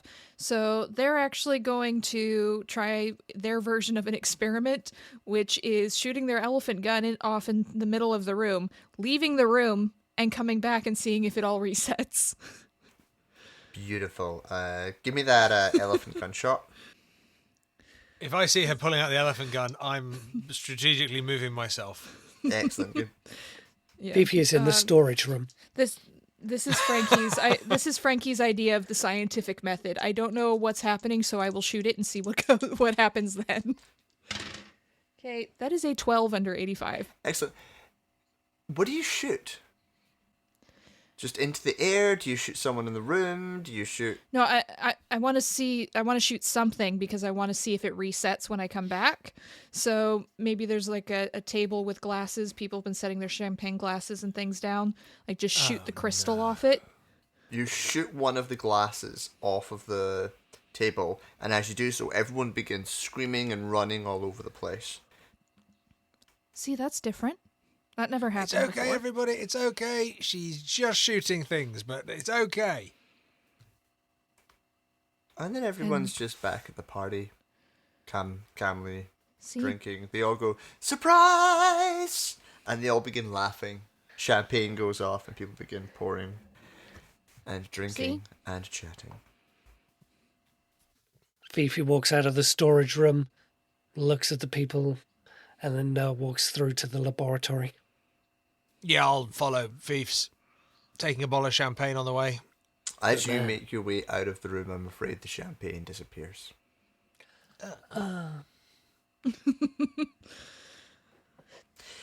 Yes, this is an interesting old chemical laboratory. There's a darkened area to one side that looks like it's for development of various different things. There's wooden laboratory benches and Bunsen burners sticking out. The only thing that really piques your interest is that there are two large metallic ovens that both appear to be on and firing full blast. Heat is rolling off of them, and there appears to be something inside them. Oh boy, I guess I know where they do the catering then. Why don't you see what's on the menu, Fiefs? I don't think it's gonna be bread, that's for sure. These are scientific ovens, not kitchen ovens. And that's just Flash being quick-witted and dashingly charming. Excellent. So they're kind of more like a sort of a wood-fire pizza oven sort of look, built up against one wall. Okay. And there isn't a pizza in these. No. Inside one, you find the torn up ashes of what appears to have been some kind of set of notes. But as you kind of pull them out, they're all burnt up and they're completely unrecognizable. Oh, do your magic circle thing, Fiefs. We can turn back time. And, we can find a way. Down a different... Yeah, we can absolutely stick to the rivers in the past that we know. Let's... Is it too soon to do that, or do we... I don't know. What's the other oven? Let's have a look around and see what we got. Is there anything else in here, or literally just the charred notes? There's a second oven, and inside the oven, you pull it out of the boiling hot, several 1,000-degree oven. Oh. And inside is a silver box. Oh. Are there any of those gloves around? The gloves that are like super thick, kind of like... Yes, there are. But as you put those gloves on and grab this box and pull it out, you realise that it's cool to the touch. And on this box, there are a set of odd, esoteric symbols, constantly shifting and changing. Okay. That, Fiefs. I bet Daddy never told you about that, did he? Eh? Old smarty That's not pants. disturbing at all. Why is the material object that's fixed changing like that? Oh wait, no, that's what the Walter said. That was the thing. Do you remember I said we knew it would change the location of the object? Maybe this is one of those things. The letters are changing. This is a time thing. Once upon a time they were written like this, but then as time went forward or backward, they were written like this. Maybe that's the thing. The letters are changing. But why were they trying to melt it in the oven? I don't know what's going on here. Yeah, they don't want to travel through time anymore. Maybe they're bored of it. I don't know, but I think you had a good idea taking this to the artery and putting it in there and turning back time. I was thinking of the notes. Frankie, meanwhile, has been in the hallway. The door's open so they can hear what's happening in the lab, but they're mostly opening the door into the East Hall, shooting something random, closing it, reopening it, and having a conversation with Gigi, in which Gigi is the intelligent one, positing that it's all really a metaphor for how the rich just keep doing the same things over and over and over, and no tragedy really seems to touch their lives. They just go back to being fancy. Oh, Gigi. About the fourth time you do it, as you walk back into the hall, suddenly, Flash and Fifi come flying through the crowd, pushing and shoving, running away as you hear a thumping, screaming sound behind you, but as they disappear into the crowd, they fade away. Or at least, it was kind of like Flash. But instead of his airplane garb, his fighter's garb, he looked like a train guard. Wonder if Fifi killed him this time. Huh. Gonna see if I can go after them, or unless they've disappeared completely. They disappear as they're heading towards that east door. Do we then come out of the laboratory? You can come out of the laboratory when you hear a commotion outside. We step out. There was another one of you two. Really? You didn't kill each other this time, did you? No. What did he look like? He looked like one of those guys on the trains that has the funny hat. midnight train to Georgia? and says, "Tickets, please." Maybe. I don't do trains. Yeah, but I'm sure he still had this chin and this nose, yeah? I didn't really pay attention. I was more watching his gait and how he moved so that I could track him if I needed to. Watching his gait and his moves, I hear you. That you really are an awesome hunter. Unfortunately, we gotta do something really boring in the artery room. So did you find anything interesting, or did you kill each other, or what? Because it just keeps repeating in there and I'm getting bored. Look at this box. This will bore you. Look, all the letters keep changing. Come to the artery. We're gonna do some magic. Yeah. As long as I don't have to be part of it. No, you gotta stand next to him, otherwise he'll kill you. Oh, don't. I wouldn't. I don't kill people on purpose. Anyway, let's go. Gigi's staring at you. Gigi, everything's fine. Good. She looks as skeptical as a monitor lizard can look. I take a big walk around Gigi on the way out. As you are heading towards the orrery, just as you enter the main hall once again, coming up from the stairs, missing his entire left hand with half of his face clawed off. It looks to be a version of the captain who's going, "Get it away from me! That goddamn animal! And then fades away.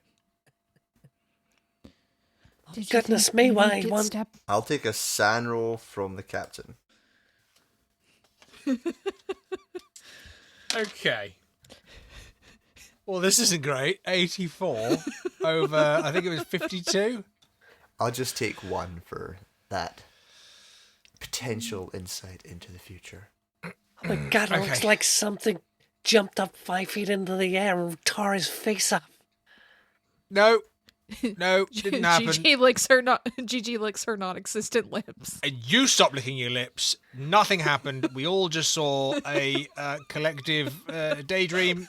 I'm here, totally fine, all good. You haven't even died 4 times, Fifi, so there's nothing here that's unusual about I that keep situation. telling you, I'm the original one. Now let's get into the artery room and see what those notes say. Okay, good idea. All for one and one for all. Fifi, you go first. Oh, that's right. Ladies first. Thanks very much. Fifi is Gentlemanly going manners. to head down into the orrery room. And Okay. Frankie's bringing up the rear with Gigi, just kind of cautiously looking for threats, moving through shadows. You know, Yeah. creepy. You can hear almost hear the Pink Panther theme as they're creeping through the shadows along the walls. Yeah, Captain's got the box, but he's also got a pistol as well. Okay, so you have the burnt notes, the silver box, and what are you doing? Right. Put the burnt notes You on the put the floor burnt over notes there, in Fiefs. the middle of the room. Yeah, there's Me? a sort of a jade platform in the middle representing the sun. Where was Fifi before? Was she by that platform? She was, when she went inside the orrery and you turned it on was when you had issues. Do we get this? So there's the orrery is here, and inside the orrery, if you're inside, the planets go around you. Right. That's where you sent Fifi. The control box is away from there on the side. Right. We want to be in the control box, team, but what we want to do is put the notes inside the orrery whilst we Oh. do the control boxy thing. You show us where to put them and we'll put them there. I think I've just gone and bloody twisted my ankle, Fish. You wouldn't believe it. I'm just going to lean against the wall here in the control room just for a momo. Oh, don't worry. I think Frankie has an elephant gun that'll give you a hand. No. Gigi's very good at fixing broken things by making them not broken anymore. Right, not asking for the removal of the ankle, just need to rest it for a moment. I tell you what, I mean, I seem to be able to navigate the controls, but what I'll do is I'm just going to lean against this wall away from the controls for a moment because we all trust each other in here, and somebody else takes the notes into the main room. We give it a second, the other person and me just, making sure nobody's touching the controls until everybody's all safe in the control room again. How does that sound? Team Trust? Is that our new name? Gigi's looking up at you from the floor and her tail's twitching back and forth like a cat's. Oh. I think Gigi would like you to demonstrate the placement of notes, Mr. Flash. I mean, I can just point it there. No, an in-person demonstration might be in order.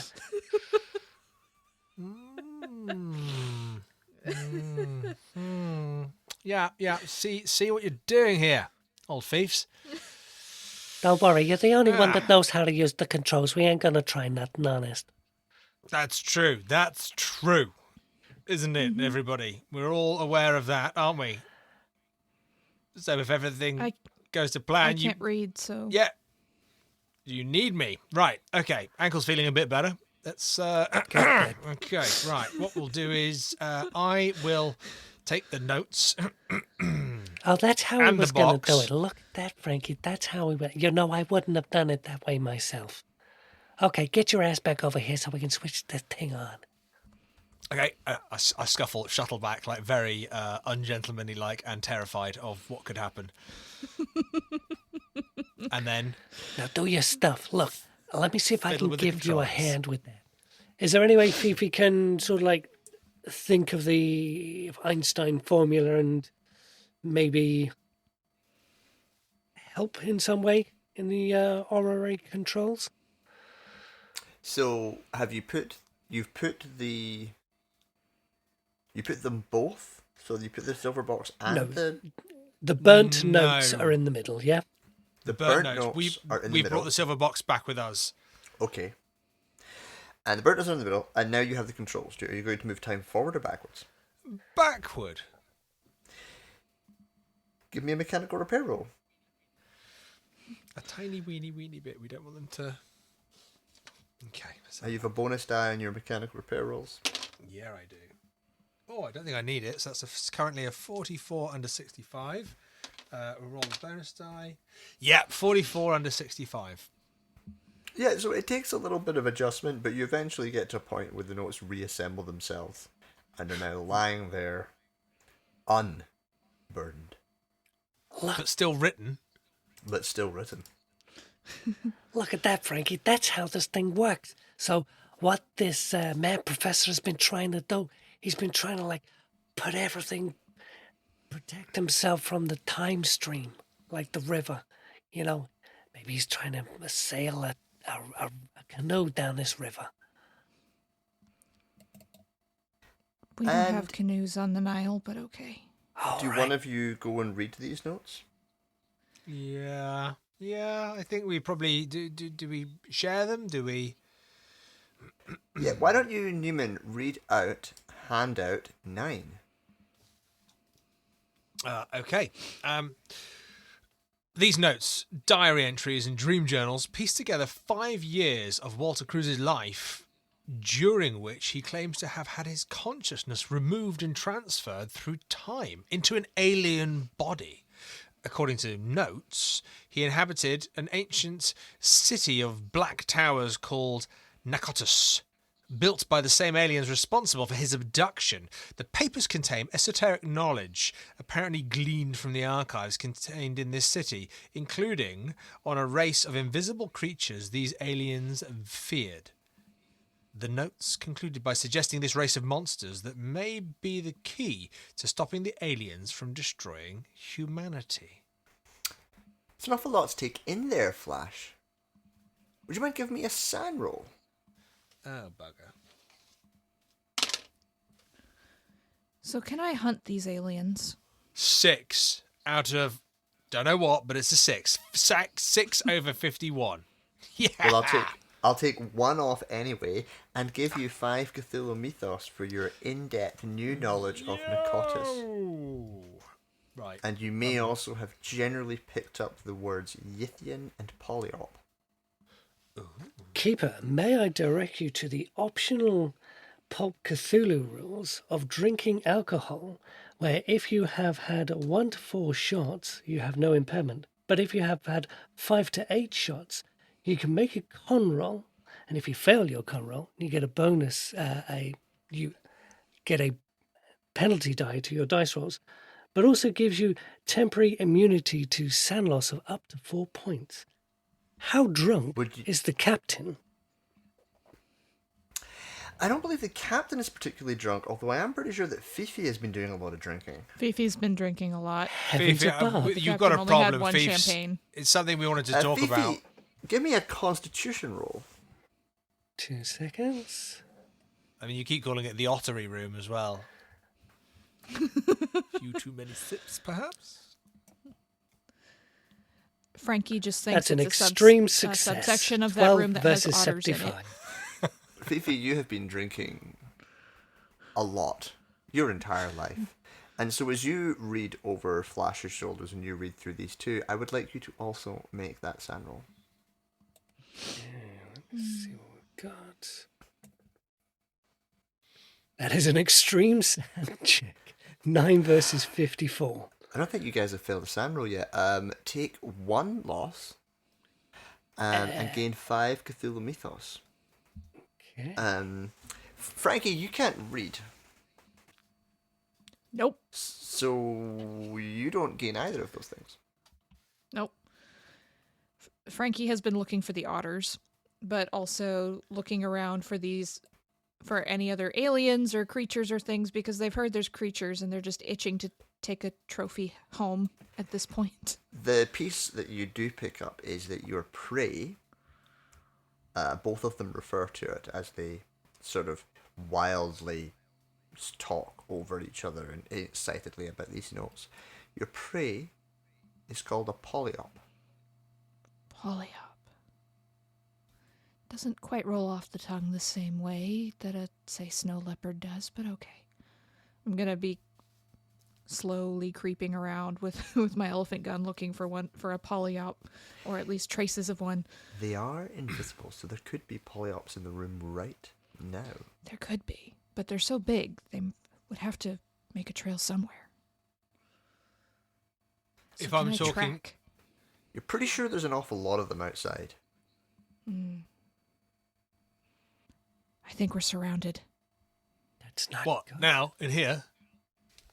That's got Pull out my gun. Well, It doesn't look as though these things can be defeated. I mean, this thing calls themselves the Great Race, and if the Great Race couldn't defeat the flying things, what chance do we stand? We gotta stop this. We gotta go back in time. Oh goodness me. And Fifi looks at the silver box and the symbols on the silver box, having read the recovered papers, seeing if it makes any more sense to her, the symbols on the box. Yeah, I'm going to do the same. The symbols on the box do match some of the esoteric symbols written in the notes. It wouldn't be a huge jump to assume that this box is Yithian in nature. Ooh. What do you think they were trying to You do are with it? welcome. You are welcome to make an occult or a Cthulhu Mythos roll in an attempt to understand the writing on this box. Yeah. Both are the same. I've got more. How much Cthulhu Mythos have you got? Well, we just each got 5 points, and my occult is 5. Ah. So unless you've been dabbling in the occult behind my back. Well, a little bit, yeah, but only tiny. Oh, no. No. Nope. That's 92 over 5 Cthulhu Mythos points. Fifi's going to try a Not a Cthulhu fumble. Mythos roll. And that is a fail. 92 versus 5. Huh, same as me. I guess we're reading it together. The two of you stare at these symbols and you begin wondering what they are, and they give you both headaches. And actually, while they do remind you of the ideas of numbers and of counting, the sheer scale of the numbers that these symbols represent terrifies you as you realize how little and fleeting and pointless your lives are. Can I get sand rolls from both of you? Okay. Hard success from Fifi, 12 versus 54. Okay, that's the first fail for on sanity. That is a 64 over 50. I'll take a d6 sand loss as you recognize the sheer scale of your life. Oh boy. 6. I would like an intelligence roll. Okay. Bout Good of job I madness. haven't got a Bout gun in of my madness. hand. Okay, intelligence is 55 and I roll a 38. That's a pass. Yeah. You enter a bout of madness. It's a real-time bout of madness. Would you mind clicking the real-time bout of madness button on the roll 20? Oh boy.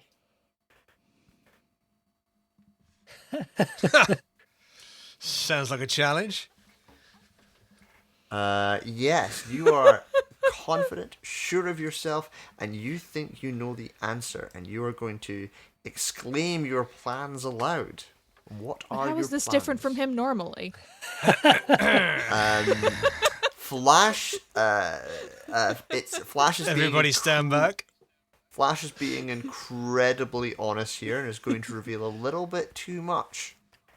Flash, what do you say? Right. Here are the plans. Okay, Fiefs, you're going to stand there. Frankie, you're going to take the lizard and go and bang your way into the equatorial room, regardless of the time-changing, maniacal, horrible things that happen to people. Fiefs, as you stand there, I'm going to open this silver box in your face and see what happens, because I think that is going to be the key as to how we get into the equatorial room. But once we've worked that out, we can then go and tell Frankie, and hopefully the lizard, by that time, will have bitten the bullet. How's that, team? Team? Would you like Gigi to is say that looking at again? you. Yeah, no worries. Okay, Fiefs, you're going to stand there and I'm opening this box into your face and you can stare into the abyss, but hopefully you'll learn something and tell us the answers before you're a gibbering wreck on the floor. But don't worry, because if that happens, I'll just drag you into the space there, turn on the old mechanical machine and reverse whatever happened to you after you've told us the secrets. Okay, you Frankie, can I stop said talking that you... now. Oh, but this is the Gigi? plan. Do you remember when you came out of those stairs screaming because something had just ripped your face off? Well, believe me when I tell you, it wasn't the lizard. Right. Hear what you're saying. Let me try again. New plan. Right, ready? How about this? I open the box into Frankie's face. Fiefs, you go and Gigi, rugby tackle. sick. Oh, wait, down. Bad lizard. No. All right. Okay. Gigi's I've got going my to gun. bite Bad you. lizard, down. Okay. You didn't have your gun out. You I had my gun in my specifically hand said the you did whole not. time. You said it's a good thing I don't have a readied firearm when you went into your bout of madness. Newman? No, You didn't I say said I've that. got my gun out? You You specifically specifically said said you don't. You said it's a good thing that I don't have my gun out right now, just as you rolled for your bout of madness. We'll You specifically said that. Go with did. that. I apologise. I genuinely thought in my head, because we came down the stairs with the gun in my hand, that I had it out. But I think it would be Okay, more fun so- without. He is a quick draw. I am a quick Yes. draw. So what I'll do is I will give Frankie an animal handling roll Okay. versus a dodge from Flash Buckwild to determine the outcome here. Okay, I get a bonus die. Do I use quick draw, or is that it there? If you're going to try and shoot the lizard, you can. I was going to have you dodge out of the way of the lizard. If it's trying to bite me, does it look like it's trying to bite me? Is that what's happening? It is Oh, yes. trying. It is trying to bite your face. You off. just threatened Frankie, so Gigi's going into protective mode because she's a guard lizard. So I got an extreme. Okay, I think I'm just going to shoot it because if it's trying to bite me, if it's trying to hurt me, I'm just going to shoot it. I've got I a quick really draw, does not wouldn't. need to This ready could gun. escalate very quickly. All right. Frankie has yeah. an elephant gun. It's true, but I think I get ahead of the decks on the next go because if we go into You actual do. turns, You do. But But the first. lizard did go for you. So you're not going to try and dodge this. well, I don't think so. All right. Give me a shot. Okay. Right. Oh, it's firearms, isn't it? Okay, 65. Let's see. 20. Versus? So that's Versus my 5 under 50. I got an extreme. Right. Yeah. So that's a hard success or a. yeah, Okay. 20. So yeah. here's what happens. Flash Yeah. goes running out of the room, arm bitten off, face scratched, screaming that projection. Frankie, Good girl, Gigi Good girl. takes a bullet to the side and is injured, but looks like they'll pull through okay. I'm just patting her head while she's still chewing down on Flash's arm. Newman, would you girl, Gigi, roll me good girl. 1d6, please?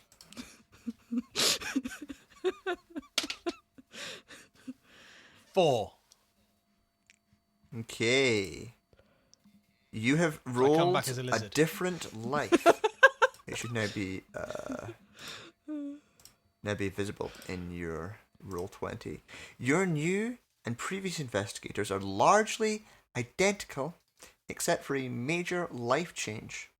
This change has a profound effect on your character, including altering the way you dress. Can you roll a luck roll for me? A luck roll. Oh, yes, I can.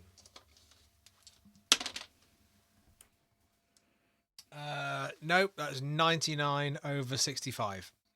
That is not a fumble. A Nope. fumble would have been very nice there. Roll a d20. That is the amount you get to add to your stats. 17. You add 17 points to whichever stats you have. Take a moment to rebuild your character with a different life. And we will cut back to Fifi and Frankie inside the orrery room with Flash Buckwild's arm. Well, there's not much of it left at this point because Gigi's just been hungrily chewing on it. This is fair. Has to build some strength up after being shot. Fifi, the numbers on the box, they're incomprehensibly large. But they are counting down. And as time goes by, it's genuinely hard to work this out. But if you kept moving time forward, eventually they would go to 0. She is sharp-witted and able to collect facts quickly. Would I be able to get an intelligence roll to discern whether that applies to what we do here? Is that the plan? No, that I'm they're just giving you trying that to do? information. You can act on it Oh, as you fine, wish. fine. Do you... So, okay.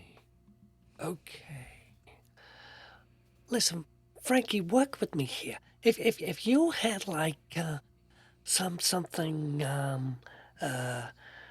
like a really good gun, yeah, and you didn't want nobody to get hold of it, and you thought keeping it safe would be to like melt it in some kind of oven, that that wouldn't be a good plan, would it? That would mean somebody put that box, put your gun in there to stop you from using it, wasn't it?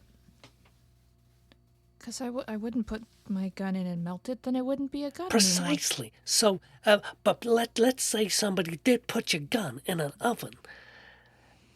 They would want you to stop using it. So I'm kind of like working things through here. I think that somebody put this silver box into the oven to try and melt it so we couldn't use it. And it looks like if we wind this forward to 0, time will stop. And that's what we want? I think so. Did you really kill that Flash guy? Because he was kind of handy, you know. She looks at the arm being eaten by the lizard. Nah, handy. No. Not anymore. Well, we disarmed him. That's very true. Captain Flash Buckwild. Seems pretty harmless to me. Well, he is now.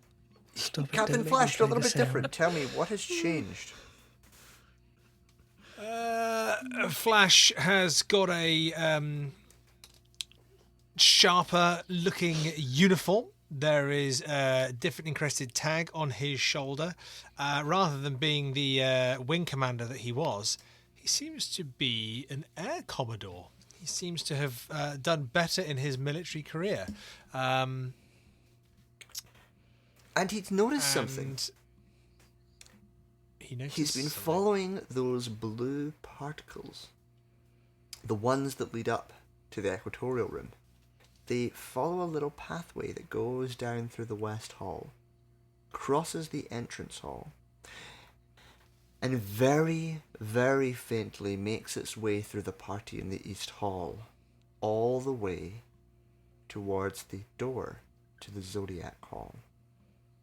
And you were rushing back to your friends, who you left in the orrery room, to tell them this information.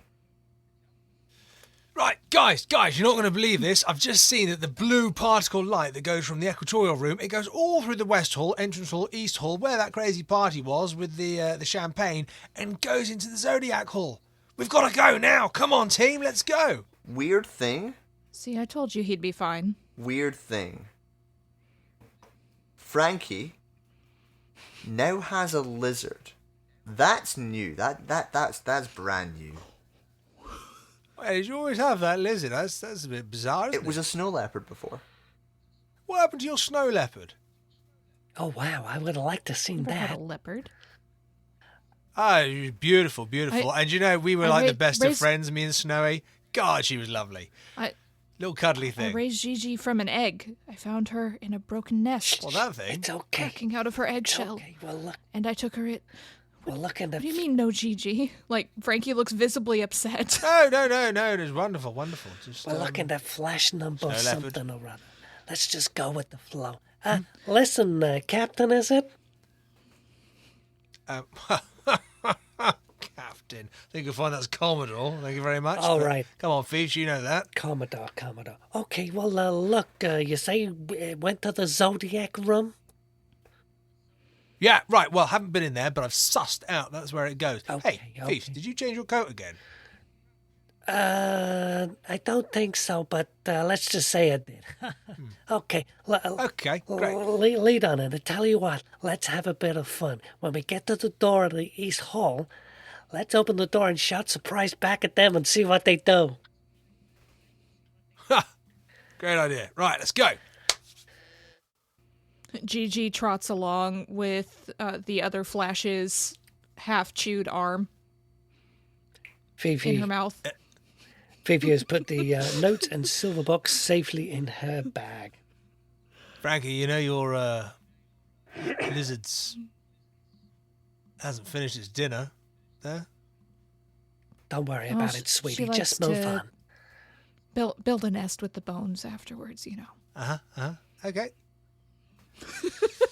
I've got a watch like that. The one on the arm. Look. See? That one's not as nice. No, see, that one's the I'm newer, faker model. Mine's the original. Yeah. Yep. It's completely a coincidence. Ah, poor bugger, probably deserved it. Right, come on, let's go through the East Hall. Okay, are you ready? 1, 2, 3. Surprise! Happy New Year! Oh, Champagne pops. Everyone laughs and then returns to what they were doing. excuse You get me. a couple of funny glances in your very scandalous 21st century dress there, Fifi. Fifi makes it look good as she walks through the East Hall towards the Zodiac Room. Just keeping an eye out for these flashing particles that Commodore has mentioned. I'll be pointing them out as we go down. I'll be kind of going. They're a lot fainter I'm tracking here, them. but now that you know to look for them, they're there. Look, see, they're going through the door. Frankie, you see that? See the line going through the door?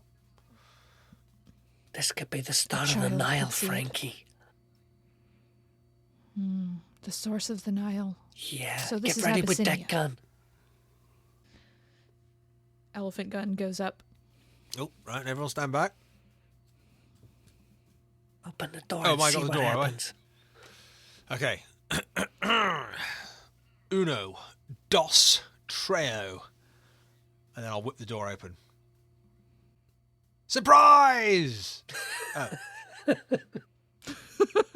As you head into this beautifully laid out eastern room, the Zodiac Hall, it's quite clear why it's given this name. There's various different busts around the room representing each of the Zodiacs.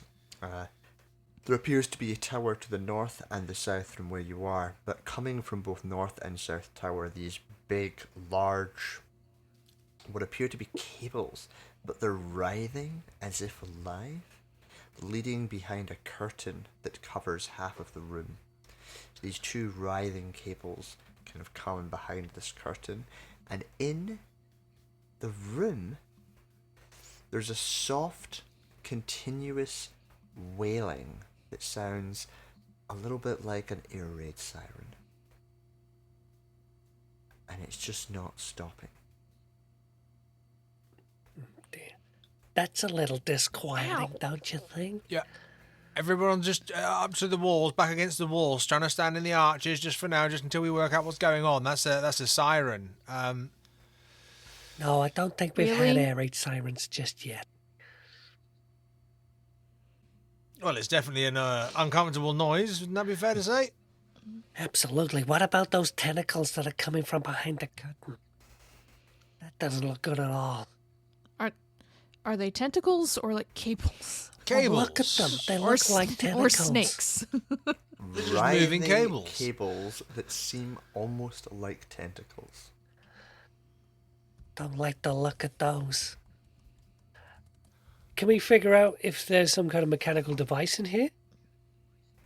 Are you looking behind the curtain? Not quite yet. Just seeing No where attention to the everything man goes. behind the curtain. Just seeing where everything Okay. Well, goes. Frankie has gone up to the curtain and is pushing it aside now. They have no impulse control. Hopefully with your gun Behind ready. the curtain, you pull the curtain back, and you see what appears to be a large creature caught inside what appears to be an aquarium. These two cables feed into this thing and are writhing, and the screeching sound, the siren sound, is coming from this creature trapped inside this aquarium. It flashes. It's this giant conical creature, huge thing with these huge pincer claws, terrifying to behold. A few seconds later, flashes again. Suddenly, it looks exactly like Oosterman, the man you met at the start of the scenario. Flashes. It's this giant beetle with huge claws, staring down at you with an empty gaze. Flashes. It just keeps rotating between all these various different creatures, screeching and screeching and screeching. It looks large, it looks scary, it looks terrifying. Can I have SAN rolls from the three of you? Boy. I failed. 94. It's a D6. Oh my. Success from Frankie does have their Fifi. elephant gun out, so this could go badly. 41 versus Oh, wow. 54. If you succeed, that's 1 sand loss. I succeeded as I well. only lose 3. 32 1 For a versus sl- 50. and that's 3 loss. For a slightly tipsy Fifi. Slightly tipsy Fifi. And if you take another shot, you can make another con roll. But yeah, it's fairly terrifying. It's huge, dangerous, scary, eldritch abomination. And it is staring down with you in obvious pain. Oh, my goodness. Look at that poor creature. They've got it all trussed up like a chicken. And not the good kind of trussed up either. She's going to have a look Right. around at what restraints there are. Don't let it go, thieves. We've got to put it out of its misery. No, we don't. For heaven's sake, out. don't shoot it. This is the source of the Nile. We need to control the flow of the river. And then Or cut it off. she reaches into her bag need- and pulls out the silver box and points at it wildly. All right, calm down. Look, why don't you point the box at the thing and then open it? I don't think it's the kind of box that opens it. I think it's some kind of mechanical device What do you that mean? marks time. A box that doesn't Like open. a clock? Ah, It doesn't look like a clock. There's no numbers. And boxes open. That's kind of what they do. Otherwise, it's just a block. It's not a box. listen, chaps, you're just gonna have to. Frankie turns back to the creature and is just staring up at it, enraptured. Just, oh, you're beautiful. Oh, I'd love to track you through the savannah. Then I it shouldn't keep flips, a beaut and like you locked up. suddenly it's Oosterman once more. Oosterman, what the hell's going on? His blank white eyes show very little ability to communicate or even know that you're there. Right. What are these busts? These zodiac busts? I'm going to have a little nose at these. Around the room are 12 different zodiac signs, and each one is obviously represented by some of the stars. This is an observatory, so it's a very old observatory. So one of the first things they did when they were looking up into the sky is they began studying the zodiac symbols, which are these symbols that are seen to be in the sky, and some people believed controlled their lives. How many symbols are on the box that are changing? At a best guess, the esoteric symbols are referencing an almost unfathomably large amount of time. So there's many, many symbols. The cables lead to what appears to be a north and south tower, either side of this room. Okay. Frankie, Fifi, see the cables? I think we've got to trot up and down and have a little look what's going on. I'll check the north tower. All right. Frankie, would you mind checking out the South Tower? I don't think I can make those stairs in these shoes. You know, shoes come off, Fifi. They're not, like, attached to you. Oh, these ain't going nowhere. They cost me a lot of money. Okay. And they look back at the creature, just, oh, shouldn't keep something like you locked up. No. And they look very serious, but they go to the tower. Let's deal with the northern tower first. Captain Flash, you make your way up the steps in northern tower following these giant cable as it wraps around a couple of times, going up this spiral staircase. And at the top, you look up into the sky, and the roof has partially caved in here. You see the purple sky, the sky of a different time, a different world. A plaque on one wall simply reads, "The past." And just like in the East Hall, there is one of those projectors projecting a scene onto the wall.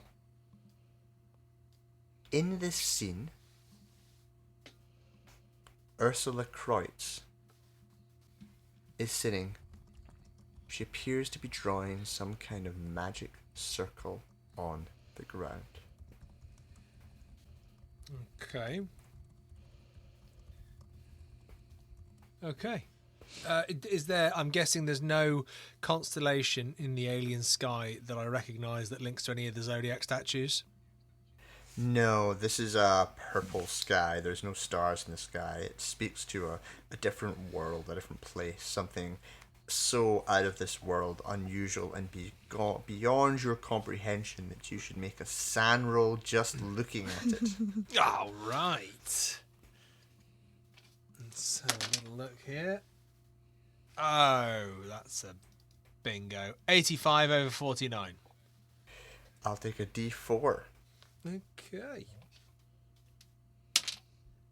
2. Lose 2 sand points as you stare into the abyss and the unknowing eternity that is represented by that sky. If I am able to, either before or after, break away from that wonderful, terrifying vision, do I get a close sense of the circle on the floor in terms of, yes, she's drawing the magic circle, but is there anything to indicate whether she's looking to make time go forward or backward? Give me a listen roll.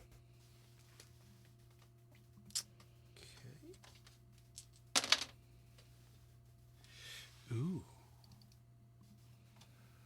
Listen, 60. Yeah, so 32 under 60. Seems to be attempting to communicate with something called Umratawil, the prolonged of life. She is beseeching him to intervene, to remove the creature from her brother's body, and to return him to her. As she does so, seems to be finishing some circle, but it is not the same mathematical symbol that you saw in the orrery before. It's a much more generic occult symbol and a circle of some kind. Okay. I will run back down after having gathered that information. Moments before you do, a man walks into the shot that resembles the photo of Walter Kreutz and begins to strangle Ursula Kreutz in front of you. Neither of them are paying you any attention. But I did, on the notes I read earlier, read about Walter, Yithian, 5 years, body swapping. She's talking about remove the creature from my brother's body.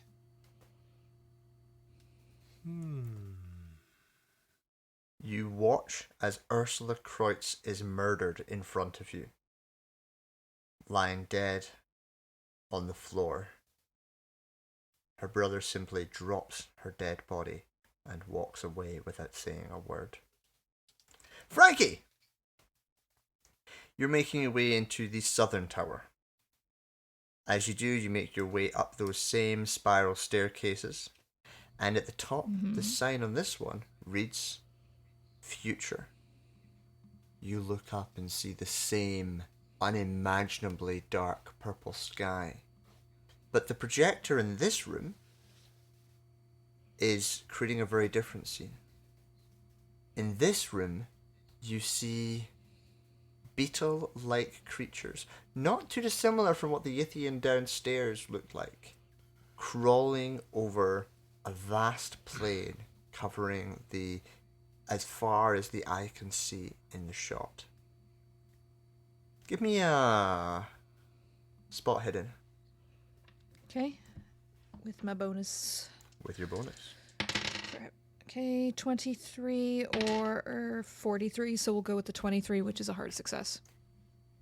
With your eagle eyes, it's very clear to you, in amongst the beetles and the plain, remains of old human structures.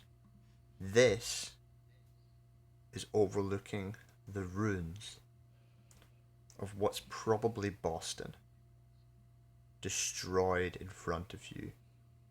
Millions of years in the future, these beetles living where humans once lived.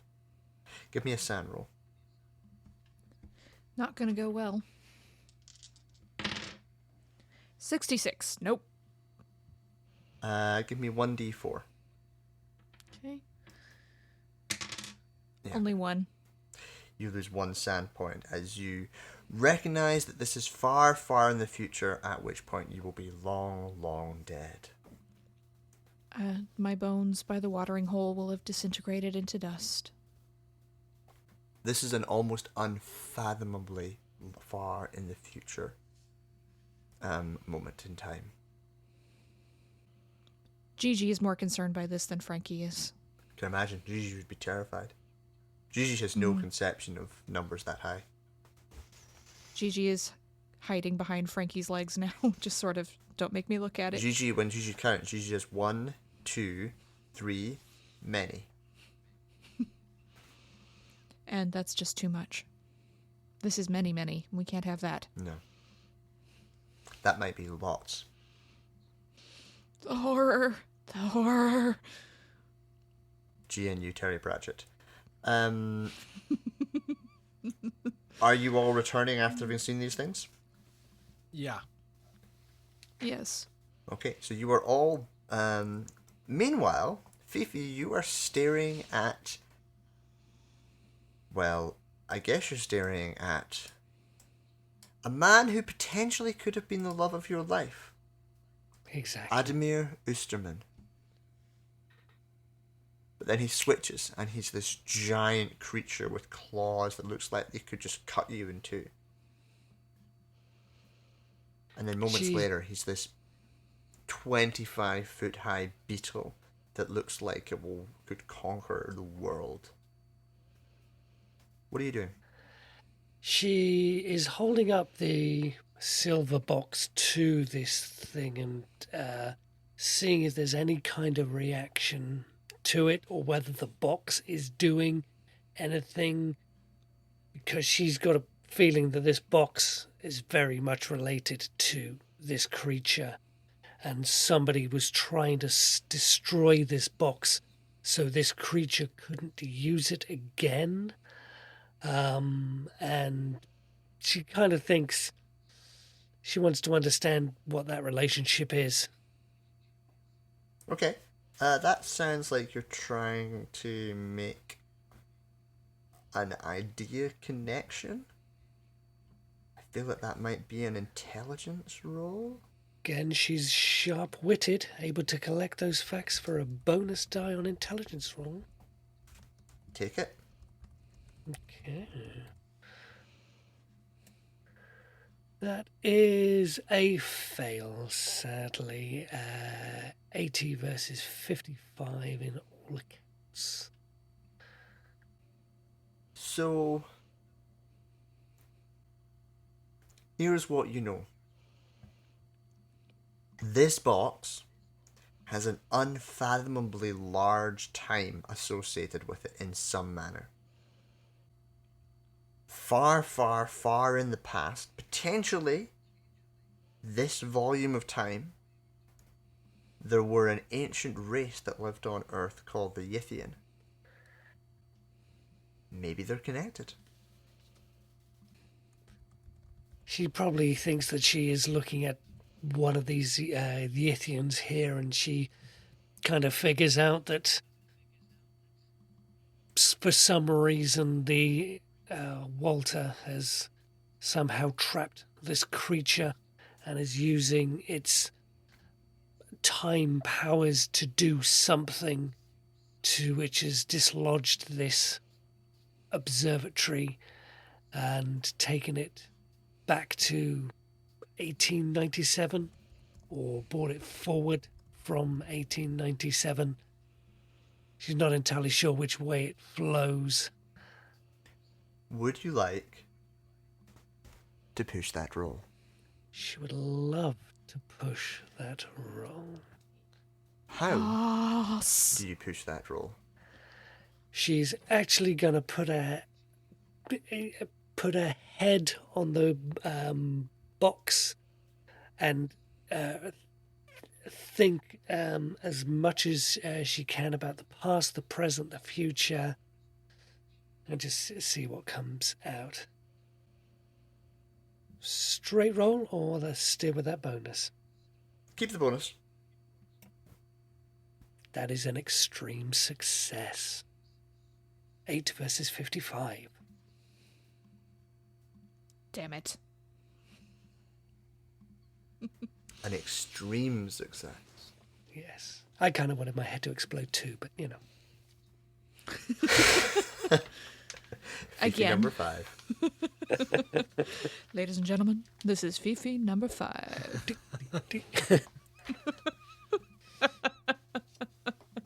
Okay. Let's assume that you are a creature that lives outside of time and space, and you only have 5 years here. But you have something that you don't want anyone to get their hands on. You would create a box that didn't unlock for a very long period of time, and then you would put that thing inside the box. And then you would go flying forward far into the future when all humans were extinct, and you would retrieve your box. That's what you do if you were a creature from outside of time and space. Okay.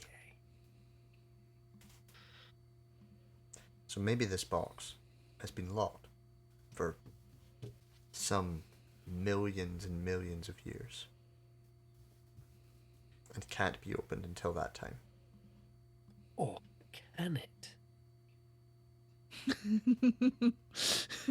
When the others come back down, Fifi will say, "What did you see up there? Did you see anything useful that might set this poor creature free?" There will be beetles everywhere.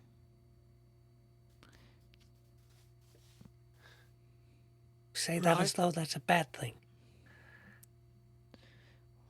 Well, they will hunt us all to extinction first. Oh wow, like How this, the like tables this have really turned. big one. Yeah, Oh, the tables have turned. We stomped on the insects first, and then they will stomp on us. boy, and so It's so how you nature works. must have seen the future. And Gigi just flicks a tongue out from behind Frankie's ankle. The future. Gigi What did looks you see, worried. Commodore? Well, it turns out, that, and this is what I told you on the drive up here as well, is that Walter did kill his sister. So it turns out he actually did, because I saw it happen. There was one of those projected the image story things up on the wall up there. But Just came straight out and shot her or something? no, God, no. She was sitting in a circle, and I thought it might have been like the thing that you were talking about in the Oh wow. back in the library, but it was a different type of circle. It had a different symbol, not as complicated as what you were talking about. But he came right out and said something along the lines of "Uma Thratawell, the prolonger of life, remove the creature from my brother's body." So, like the brother, Walter, this chap. I thought that was the other one. Which other one? Is this not Isn't Walter? the beetle? No, I don't think so. He doesn't look like Walter. Just watching as the beetle cycles through You things. cycle through, and when you see is Adamir Usterman. Yeah. Oh, that's not See, Walter. I don't think that's Walter. That's not the guy I He saw. doesn't look. Usterman is Walter's, well, has said that he is Walter's rival. Right. So upstairs, Walter, not that guy, Walter came in, strangled his sister, outright strangled her, but the sister didn't seem to think it was his brother, and was talking about being possessed. And, well, if that thing, Ustuma, is anything like that thing, then there's a couple of things all living in the same thing. I think they're all at different You have points of very time. descriptive language, Flash. He's amazing, Thank you. isn't he? No. I think it's all the same thing. They're at different points in time. Like the South Tower's in the future and the North Tower's in the past. I think the Ursula was trying to exorcise the creature from inhabiting her brother and wiping the memories So- because I think we saw that this poor thing can only survive in a human for about 5 years before it has to disappear and do something else. But we got to put a stop to all this. This craziness could take over the world and bring about that beetle apocalypse before we even have a chance to do something. I don't know, but we need to do something, you know? Apparently, I signed the letter with the big scrawly X that is Frankie's signature when I was 5. No.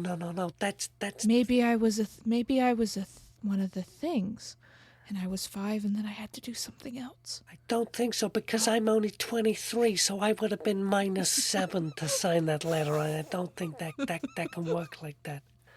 Yeah, no, I'm pretty sure the you of now would have gone back and signed the thing, and then But come don't back. worry, nothing can happen to here. us until we sign that letter, otherwise it'll create a paradox. So, We're all gonna so why stay don't we- alive until we sign that letter.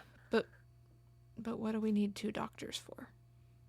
At I that don't point in know. time, what you all see is Fifi coming back into the Zodiac room, flanked by the two of you, going, I'm really glad we went back in time and managed to get that letter sent out. Now we should deal with this creature. And then fades away.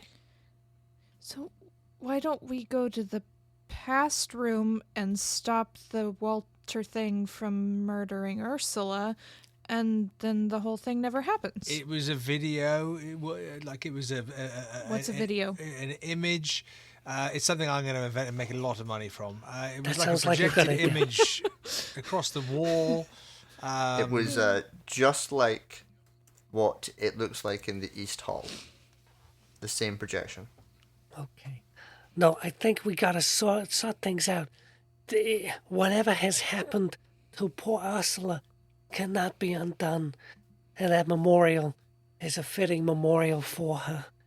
We gotta go into the orrery and send this box into the future until it unlocks. You always wanted to open it, Commodore, but there's no lock. I think that's a we gotta bloody good use idea. time to open it.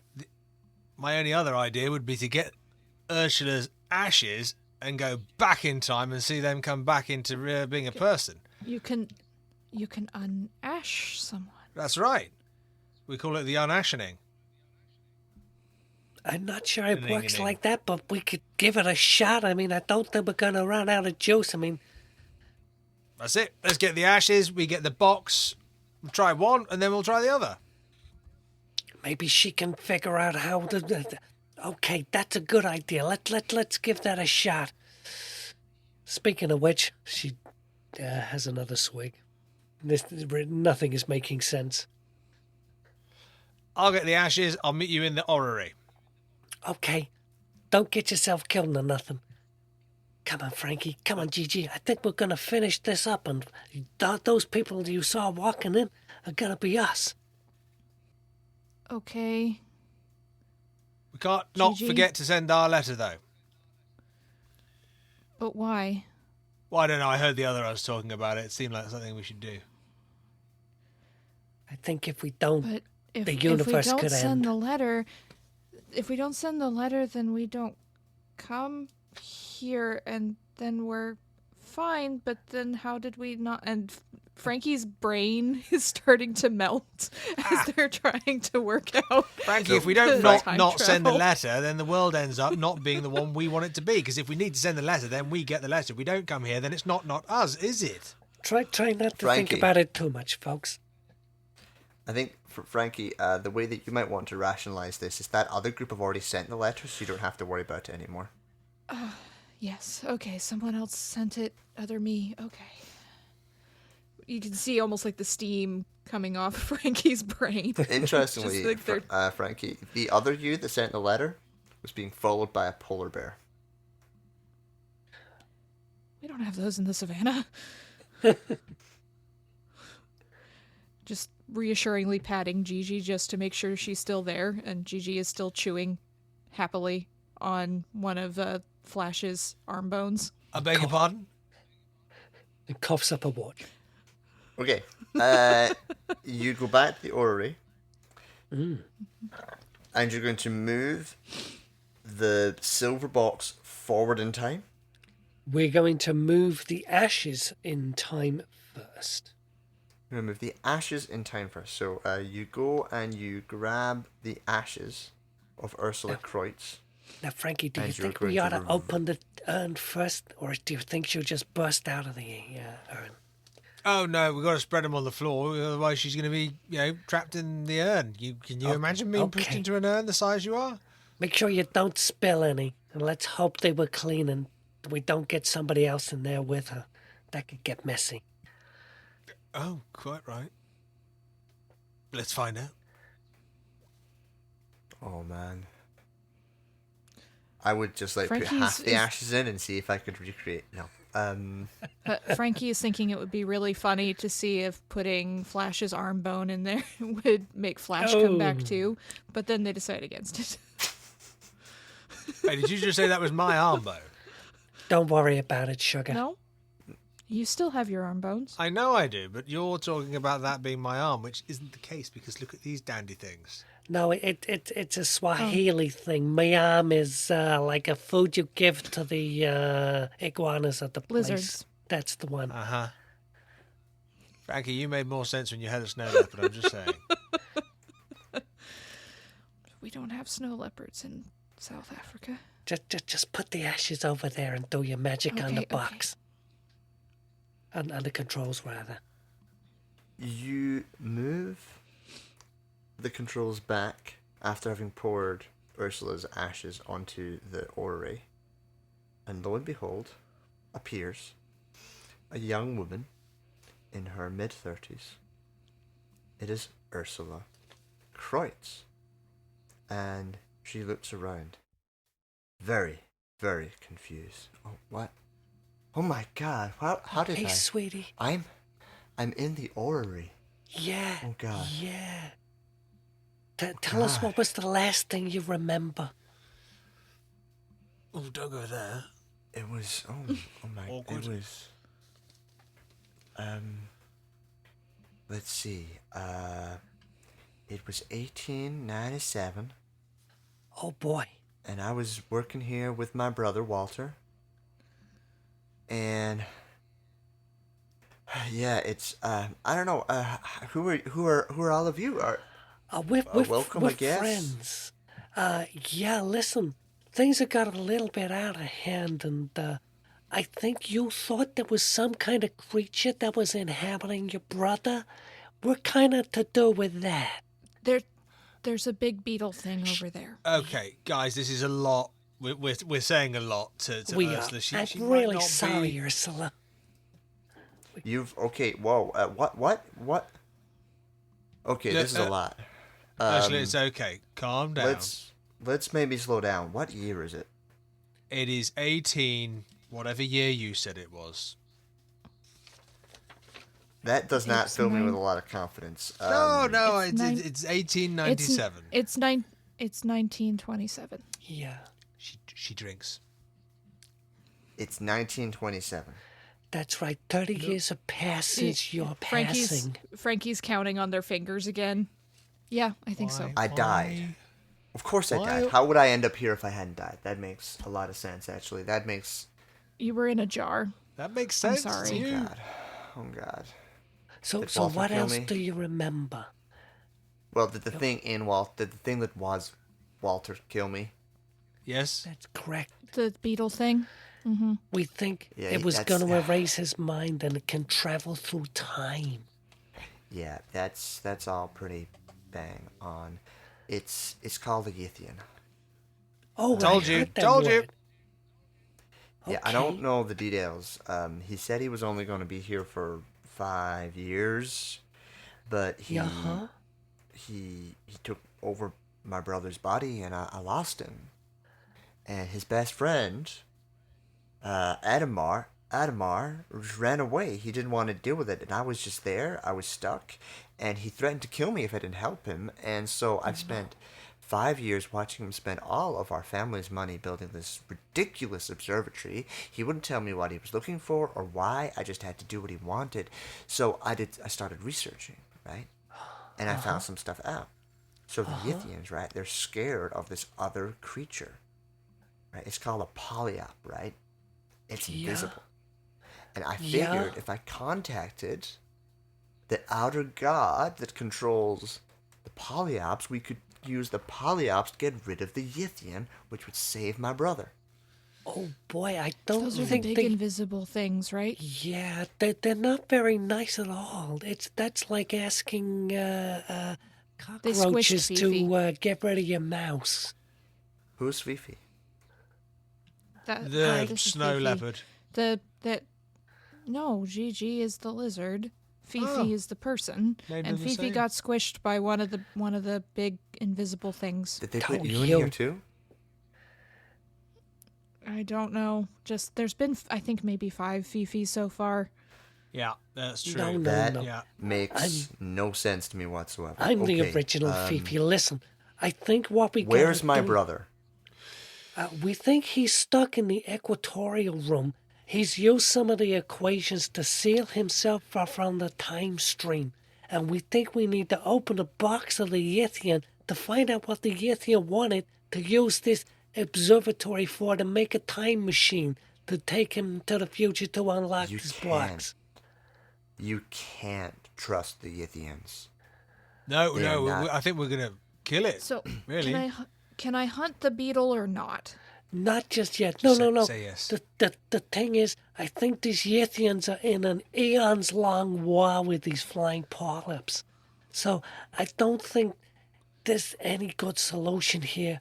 We've just got to look after ourselves. And I think the best way to do that is to send this box, like we just did, send this box through time to the future until it unlocks. You see these symbols here? Can you read Yeah, those? I think we're all on the same page, Fief. Chuck it in the thing. Let's get the swizzle on forward and see what happens.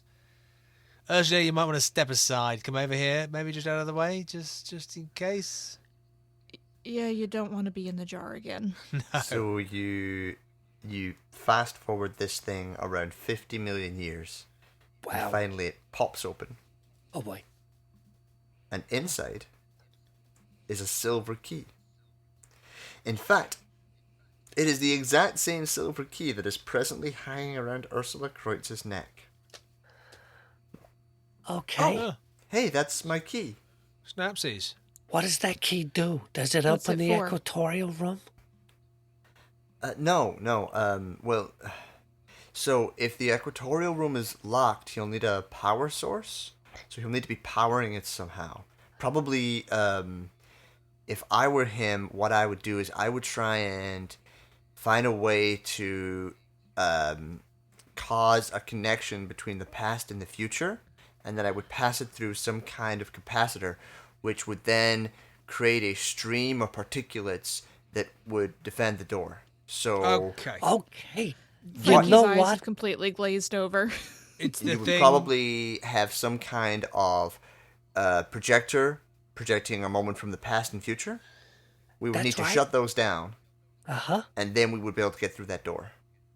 Okay. projectors.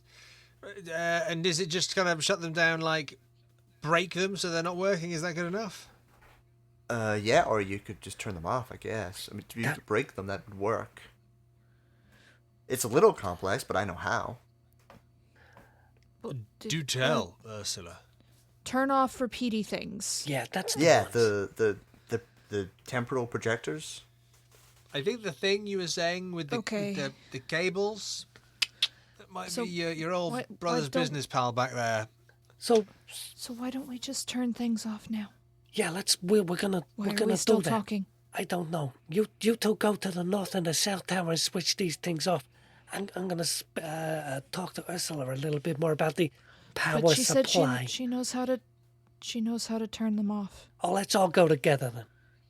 Power supply is Yeah. Now, Aldermeyer. but Ursula, I gotta warn you. I think in this little plan of yours, they actually use the living creature as a power supply for the past and present. It's sending the time stream that's protecting the equatorial room. You might want to brace yourself. It's not very nice to Oh. look at. Yeah. That'd work. That's quite clever, actually. Yeah. Because I tell you, they were thinking the ahead. creature spends time, and so he'd make a good capacitor for time particulates. That would work really well. It would drive him completely insane, though. Like if you did it, then if you were to like release it after that, it would just be an insane killing machine. Absolutely go nuts and kill you. Yeah, absolutely. I completely Yeah. agree with you. Frankie, you still got that elephant gun? Frankie looks down at the gun that they've been holding this entire time. Just checking it's still there. Okay, folks, let's head to the past, past or the future first. What would you like to do? Tell you what, let's go to the... Well, if there's no past, there can't be a No, future. let's go and have a look at your beetles, and then maybe the Commodore can do the North Tower all by himself, so we don't have to expose Ursula to anything she might not want to see. Ursula, you said you know how to shut these things down. I think Fifi's leading us there, but I mean, is this the way to shut them down? Because if there's an off button somewhere closer, that'd be handy. No, we'll have to go up to them. Okay, just checking. So yes, Ursula takes you to the towers. She shows you how to turn off the temporal projectors and shuts down both the southern and northern temporal projectors. The Yithian is still screeching, but those particulates are no longer coming off of it. And as you follow them all the way through the building, from the Zodiac Hall to the East Hall to the West Hall, you enter the West Hall and look down, and the door into the Equatorial Room is open. Looks like I got there first. Or we got If you there remember, Fifi was walking up to this door. And as you walk in, turns out the door was trapped. Lying dead in front of you is the corpse of Fifi LaBeau. Shot?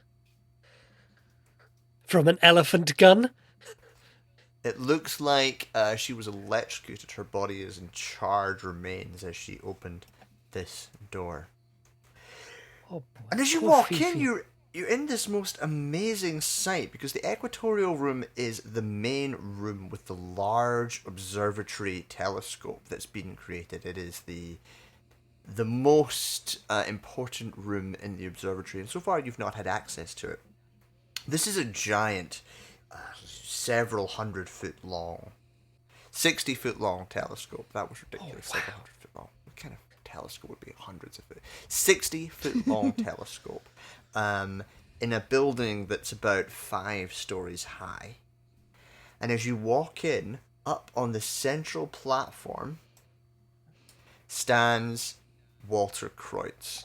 But he's not the young, mid-30s man you saw in the painting. He's an old man. He's well into his 60s. Time has, however, been kind to the energetic, effervescent Walter Kreutz.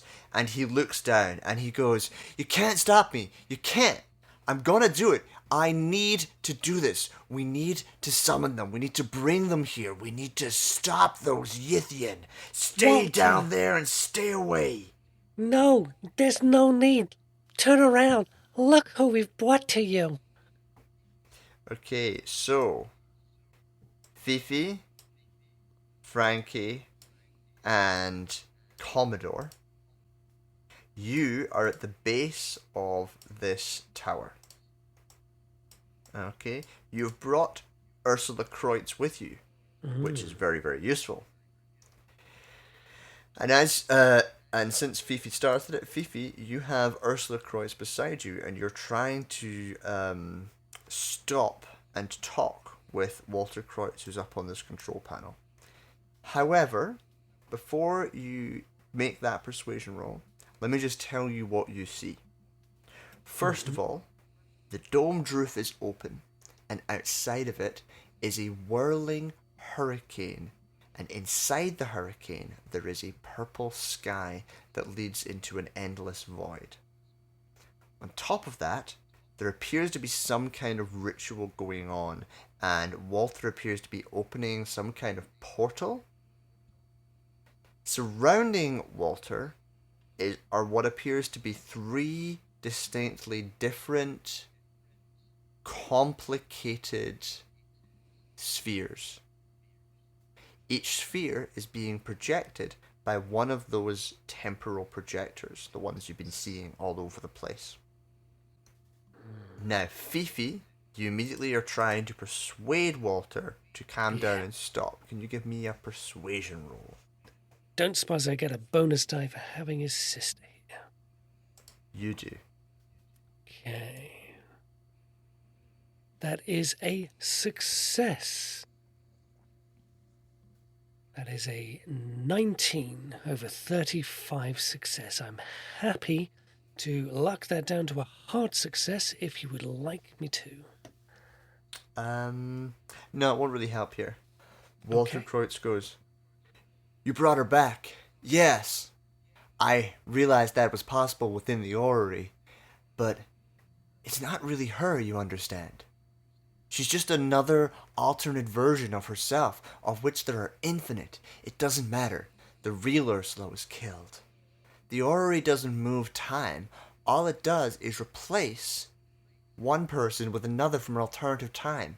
She's an Ursula, but she's not my Ursula.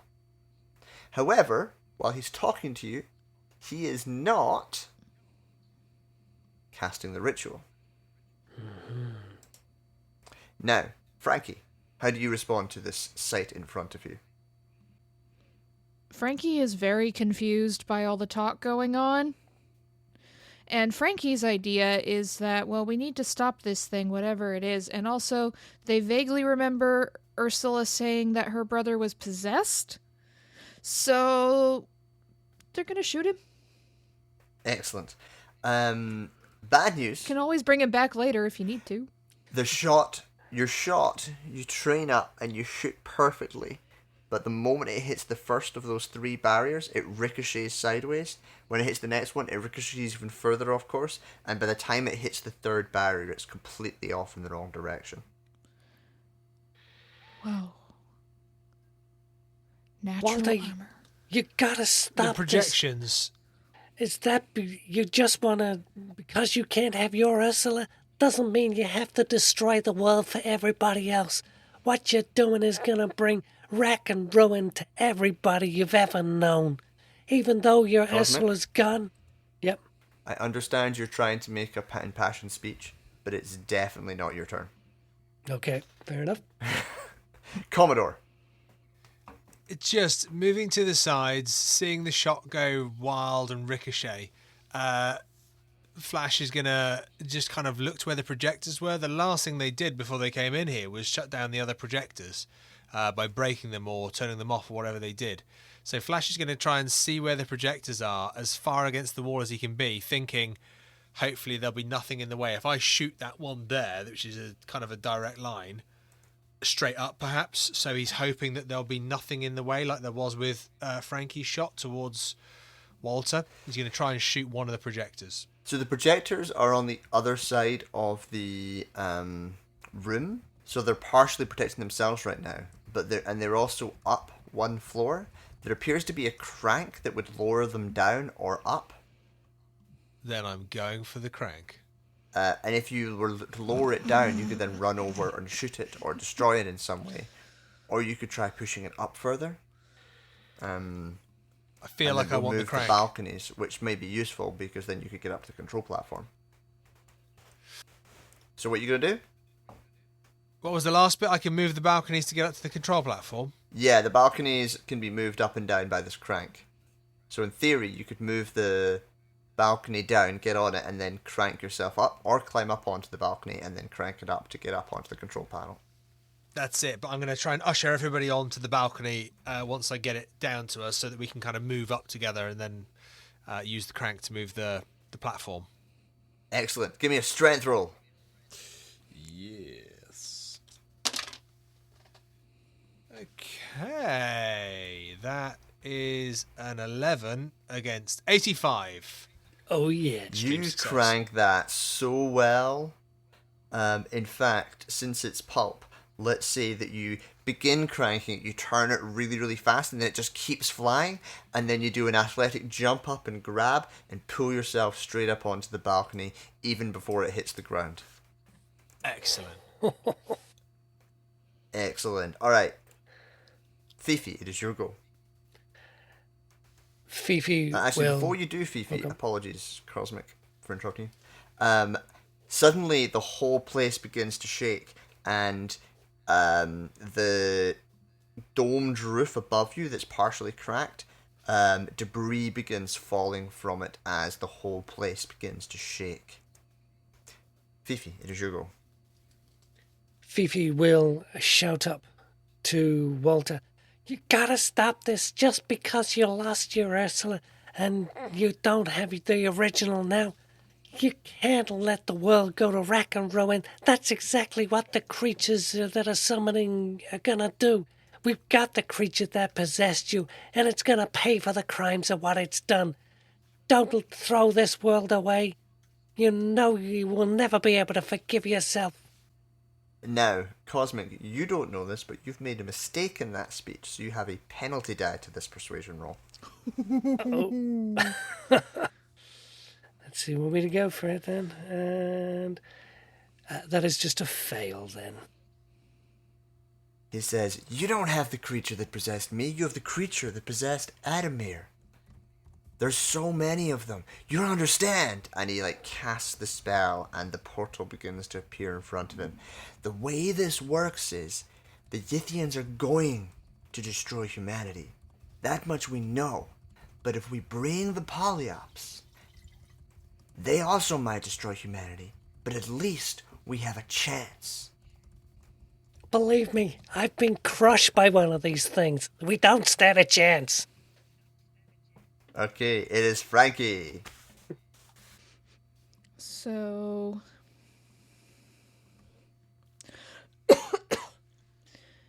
So, Frankie is going to try and get on the balcony platform thing, I guess, to try and get up to where they could shoot at one of the other...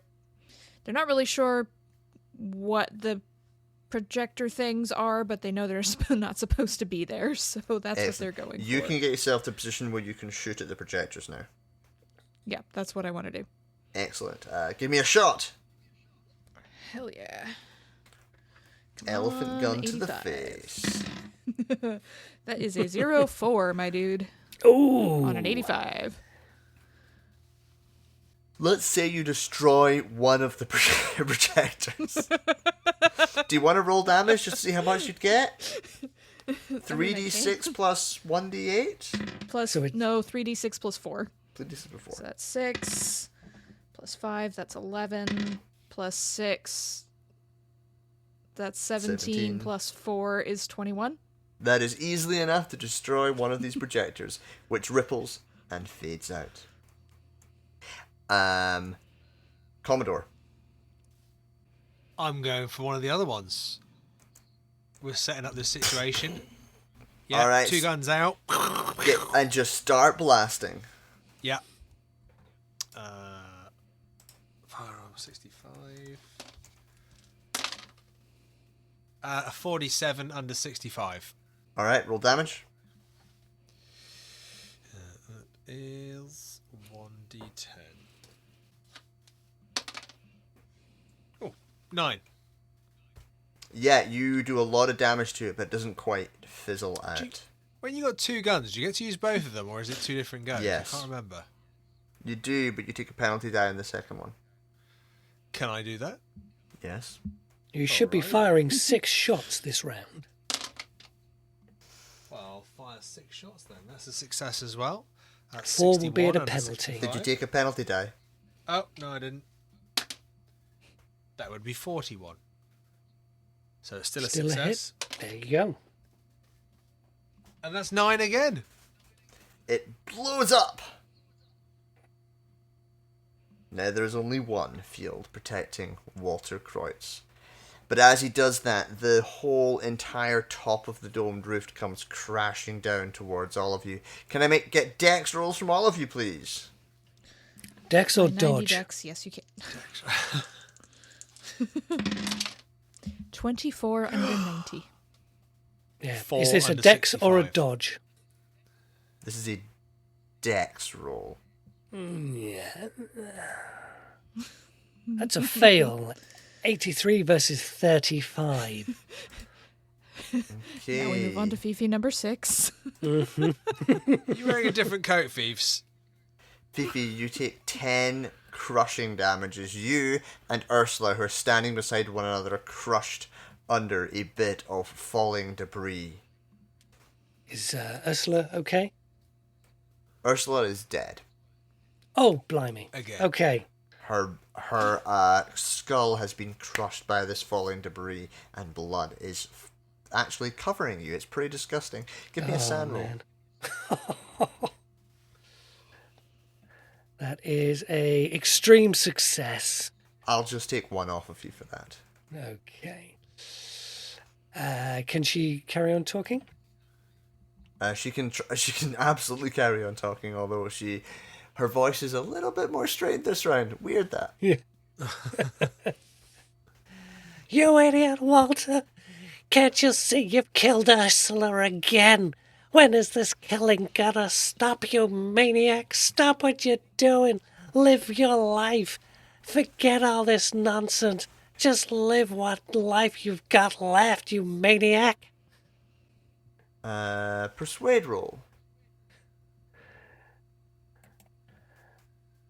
That is a regular success, 24 versus 35. I tried to live my life. I really did. I tried to move on, but this is bigger than me and Ursula. What I do for the entire human race. Don't you understand? And that portal is beginning to form. It's forming, and it's getting stronger and stronger. But yeah, he's not working on the ritual, so you've got time yet. He's not summoned anyone. Whatever kind of summoning ritual this is, it's not done yet. Alright, Frankie. Alright, Commodore. I'm gonna try and take out the last one, and when I do, you take out him. Got it? Got it. Roger, roger. Gigi, if he misses, jump. So I'm gonna roll my At Walter, elephant GG. A jump at Walter, not at me. That was the instruction, GG. So I got a 17 under 85. If it matters, I can spend it down to an extreme. Roll your damage. Okay. 5 plus 4, that's 9. Plus 3 is 12. Plus 4 is 16. It blows up.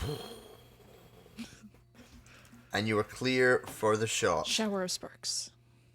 Commodore Flash Buckwild. It is out of your... Commodore. He is far away. You're either going to need to get closer to him, or you're going to need to take a penalty down these shots. The floors that we're on, are they like those metal grated floors? Yes. My plan was to run directly beneath him, and then with both pistols shoot up. So he's at the top of a spiral staircase that you could reach from where you are. You could start climbing the spiral staircase towards him. Or you could try shooting at him. It's still a pretty tricky shot. You need to figure a way to get closer. Maybe raise this floor which you can do with that lever you had earlier, or run up the spiral staircase towards him. But if I raise the staircase or raise the floor, that's the turn, Yes. isn't it? Or shoot with the penalty die. Yes. 6 times.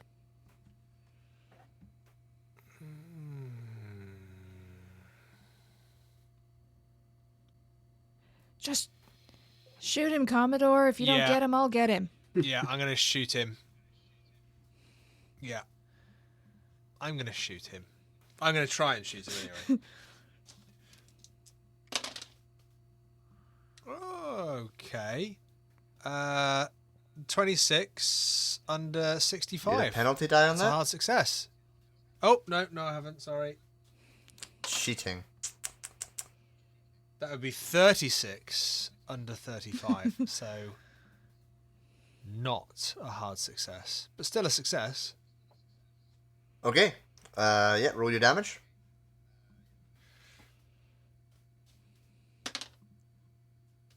Six.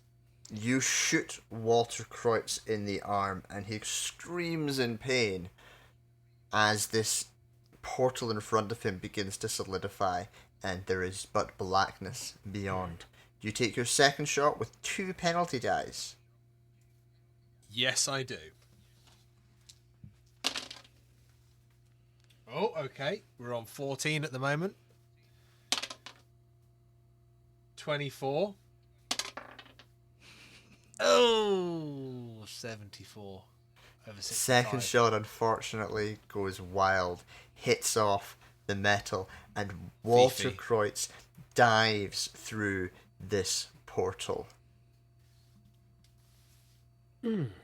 Suddenly, you hear the thumping crunch of the front door be demolished, and that whistling sound of flying polyops coming towards you. Walter Kreutz has dived through this portal to somewhere. This isn't how the ritual was meant to go. What do you do? Fifi's going to run up the staircase after him and try and dive through the portal herself. You've got a time-changing circle ritual you can do. Fifi. So can we can't see him through the portal? Not from your angle, but you could run up there and look. Yeah, it's going to take Fifi a moment to get up to the top of the stairs, but the time We're all going up thing... there, aren't we? Yeah, we're all going up there.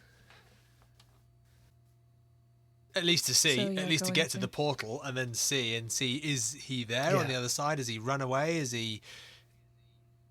The 3 of you congregate at this portal entrance. It appears to lead just into nothing but blackness, while all around you the sound of polyops coming towards you gets louder and louder and louder. So we can't see Walter through the portal? Maybe you can. There's a small speck in the distance apparently swimming through the blackness. Is that Walter? How far? Fifi will Both quickly look very around. Is close. there any... Sorry, both very close and infinitely far away at the same time. Well, that doesn't mean anything to Frankie, so they're going to try and shoot him through the portal with the elephant gun. Because if it looks far away and close at the same time, well, close means we can shoot it. They have no conception of things being both far away and close. So. You watch as the bullet forever chases Walter Kreutz and continues to chase him slowly, but never catching him. Yes, Fifi. Fifi wants to have a look around for any kind of material he was using to summon and see if there's a way to reverse it. Whatever notes he had has been taken with him, although you do note that he used a silver key to open this portal. Yeah, he looks at Ursula's silver key that she has in her hand, and There's no keyhole, one assumes. No, not anymore. Is there a ritual on the floor? Are there markings and things? It's formed this gate that's in front of you. Right, thieves. Think about what you learned. Think about the thing with the stuff on the board. It all making sense to you. Look at this. Just look at it. What do we do? How do we bring the keyhole, close the thing, get rid of the ploppy things? Come on, thieves. You got this. Make time go back so that there's a keyhole? Right. Make time go back until Walter's here. We shoot him, stop him from opening the thing. We're all golden. Does that reverse time sound feasible? I'll take a physics roll here. Okay. And you've got the spell. That is an extreme success. 8 versus 40 on her physics. You think there's a chance that if you try and draw the circle around what's happening here, you could cause a feedback loop that would cause everything to crash. But you're almost certain the explosion would destroy the entirety of the observatory. So whoever chose to do this would die instantly. Guys, get yourselves to safety. You think also if you dived through this portal and grabbed Kreutz and stopped him, the portal would collapse in of itself. And then all you would need is the silver key you're holding, and you could get back out again. That sounds like 2 things. So draw the circle, dive into the portal. This is what Frankie was made for. Frankie, die! Gigi, we're going hunting. And Gigi's tail starts twitching back and forth like a cat that sees a squirrel. Is there any kind of chain or rope or anything around? Keeper? Give me the key. No, there's not. Give me the key. I think we have 2 keys. Frankie's I think actually the key needs to stay with... You have 2 keys. Yeah. Mm-hmm. The key is used to open the way back. Yes. So give me key.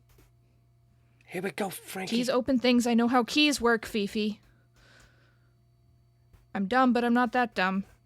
No, you're gonna Gigi be a shakes her head. goddamn hero.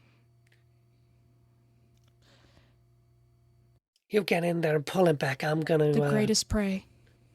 I'll seal up the As circle. quick as we can. Get in there, pull him back, get the ritual on the go. Come on, thieves, we've got to start moving. So, Look. Frankie will take the key if Fifi will offer it. Yeah, and no, they're going he has to- given you a... yes, you have a key. Right. She's also going to give another Gigi. key to the Commodore. You two, jump in there. You bring him back. I'll take care of this. Oh, you're having that conversation. Frankie's already gone. Okay. Frankie's already gone Because, through with Chi-Chi chasing after Walter. One assumes Fifi completes the circle, blows up the observatory. They then come back through the portal What? with... Don't blow everything up yet. Sorry, Cosmic, explain to me what you're doing again. So if you just don't need to pacing blow it it through. up if we bring him back. You don't need to blow it up if we bring him back. That's the point. Is that Blowing correct? him up We have is to what do we one do. or the other. If we don't get him, we blow it up. Yes. Okay. So Frankie has gone through with Gigi the lizard. Isn't he infinitely far away? Lizards don't care. They have very poor depth perception anyway. So, Fifi, you and I are waiting in the thing. Frankie and Gigi are going after Walter, and they're going to get him and bring him back. If not, you're going to blow it up. I'm going to make sure everybody knows the story. Once upon a time. Oh, that sounds swell. You understand that if Fifi blows up the observatory, then you die too right now. If I'm Commodore. still in the observatory. Okay, so where are you... How are you leaving? There's polyops everywhere about to kill you. Oh, are they still outside? Are they? No, they're inside now. Okay, cool. I'm just gonna be kind of stepping 1 foot in and 1 foot out of the old portal door right now. So yeah, so basically the options are, as far as I see it, you're welcome to provide me with an alternative solution here, is either blow the place up now, which will save the day for definite, that much Fifi is absolutely sure of, or get in there, kill Kreutz, that'll collapse the portal, which might make the polyops go away. But we don't have time to do that. Can these two be saved but you don't by have time going to do that into and the stay void? here because the polyop's going to kill you. Okay. The Commodore is going to light a cigarette and very quietly say, while Frankie is in the portal chasing after Walter, he's just going to lean down with a drag of his cigarette and just say, Fifi, I think it's time to go down in flames. Oh, you Do you idiot. think? Fifi grabs the Commodore, thrusts a key in his hand and throws him through the portal.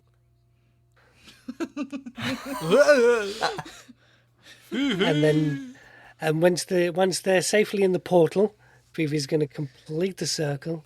Everything explodes, and then hopefully they have the key to get out again. Fifi, what are your famous last words? I'll see you soon, Papa.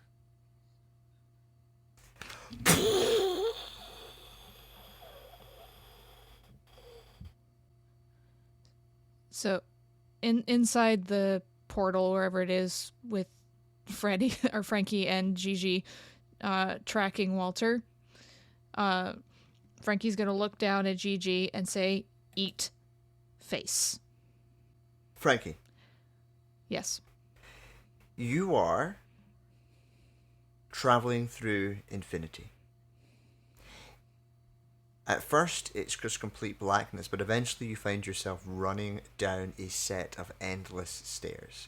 They go on and on and on and on.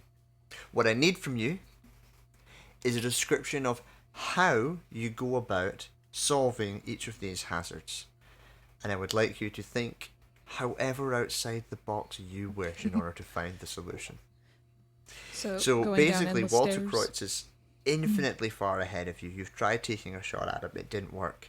He is so far ahead of you that it's literally incomprehensible. Mm-hmm. How do you escape from this conundrum? Is it just like stairs straight up and down?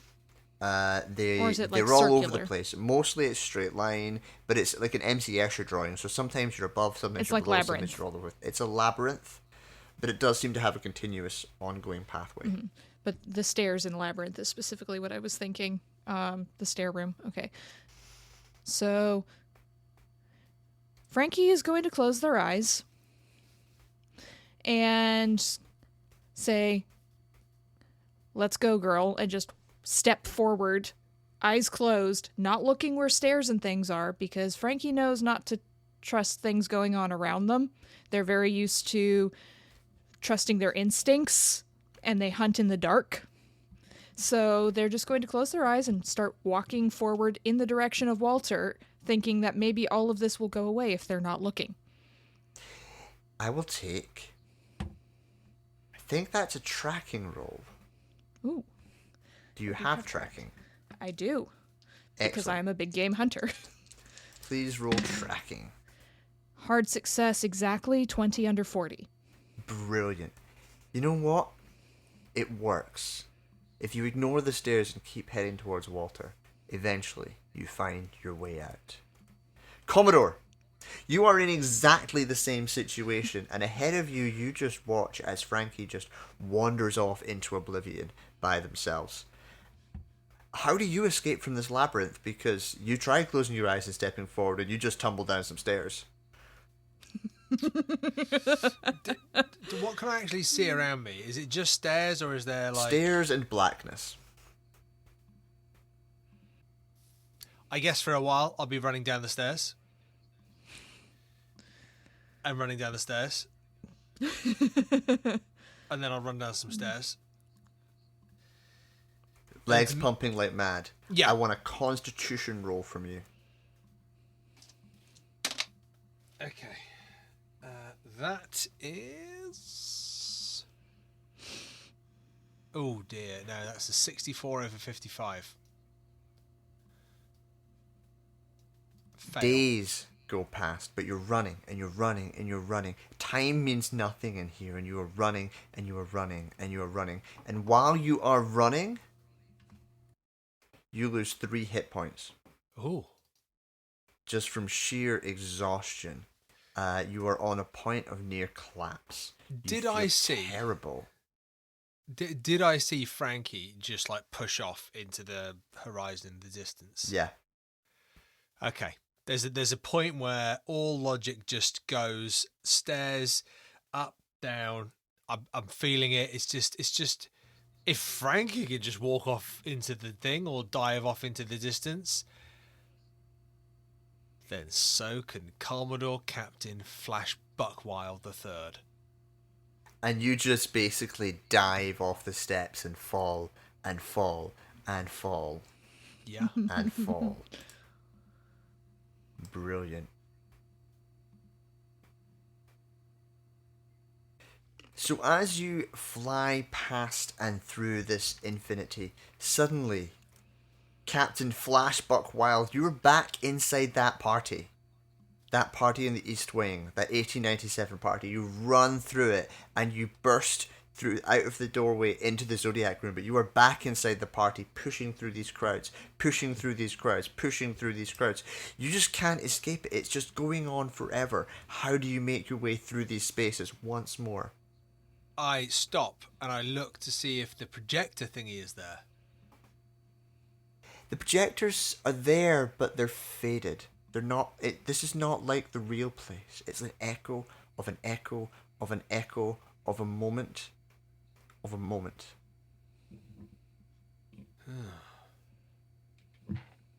Then I go to the door into the Zodiac room. I think I want to see if the creature is still behind there. As you push open the door to the Zodiac room, you fall back into the same room. It's on a loop.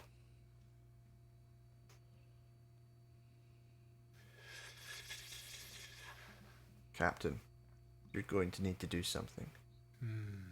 Buckwild. I think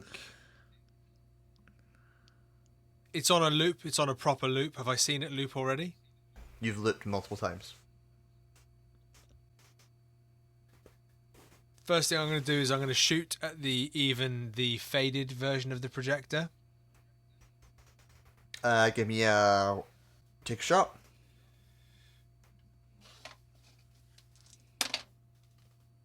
Oh, 3 out of 65. A quarter of the room just disappears, and you're back in partial infinity. But 3/4 are still there.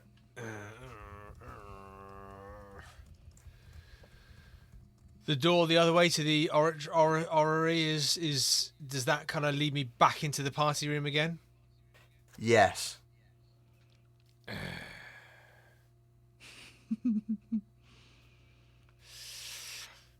If I...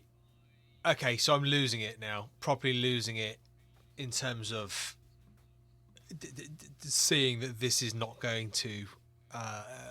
1/4 is gone. You've destroyed 1/4 of this party. I'm going to push someone down it. You push someone down into the void. Seemed to work.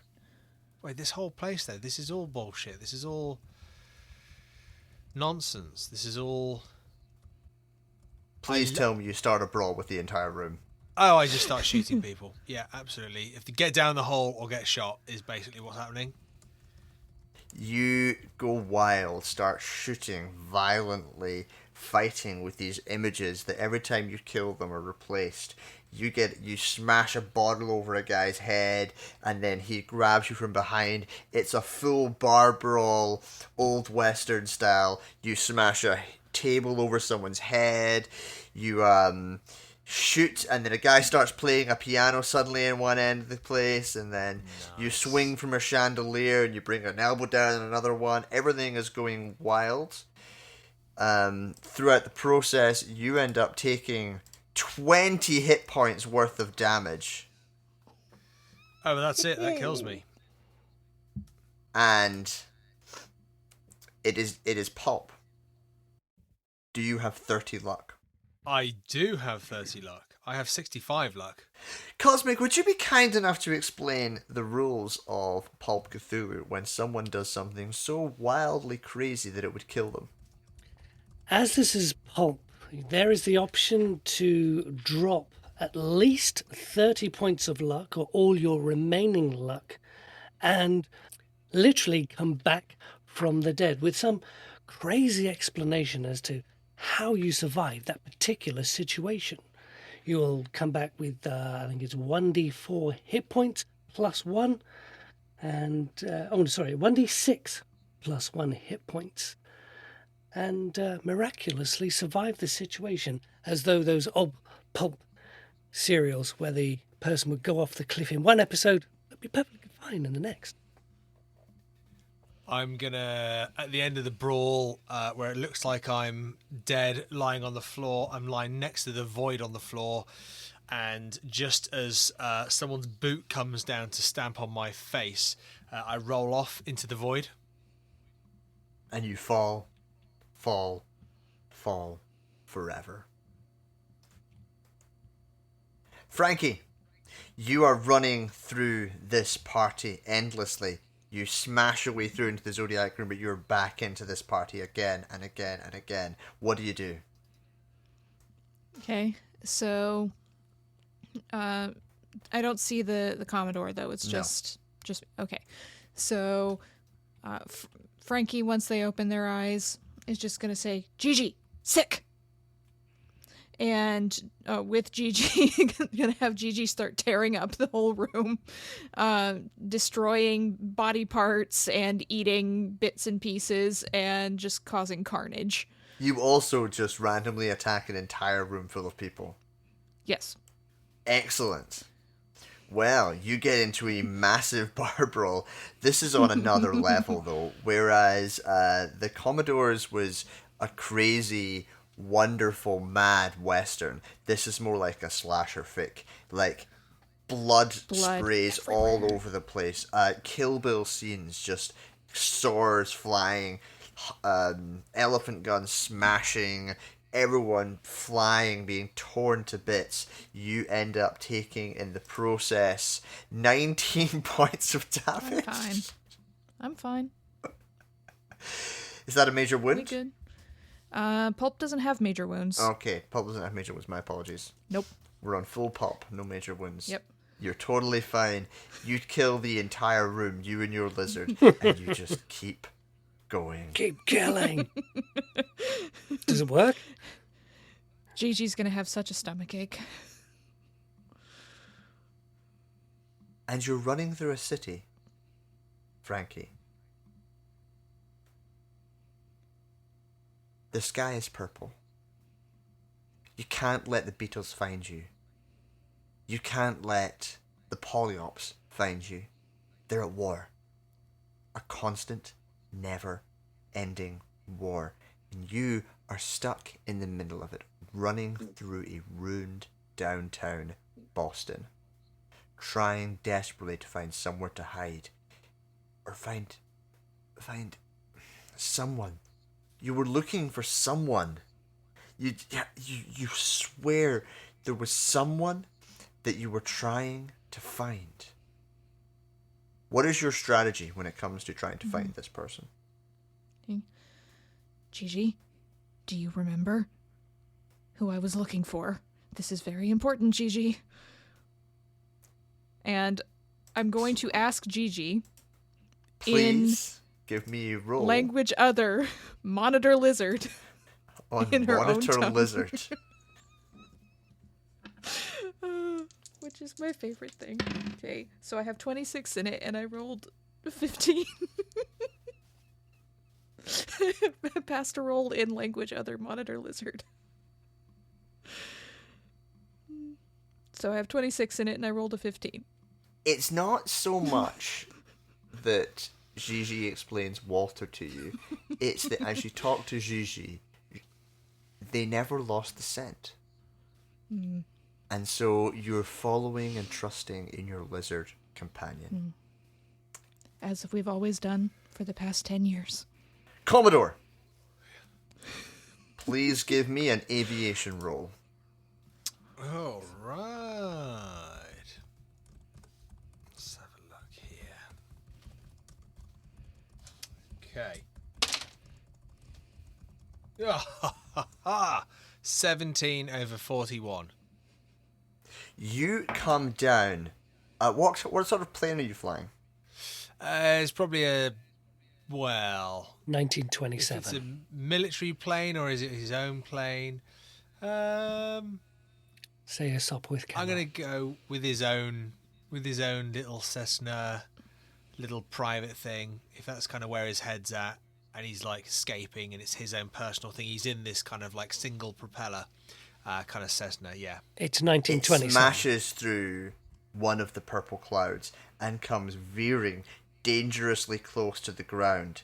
And as you do so, you leave the controls, you step out of the cockpit, you lean over the side and put your hand down.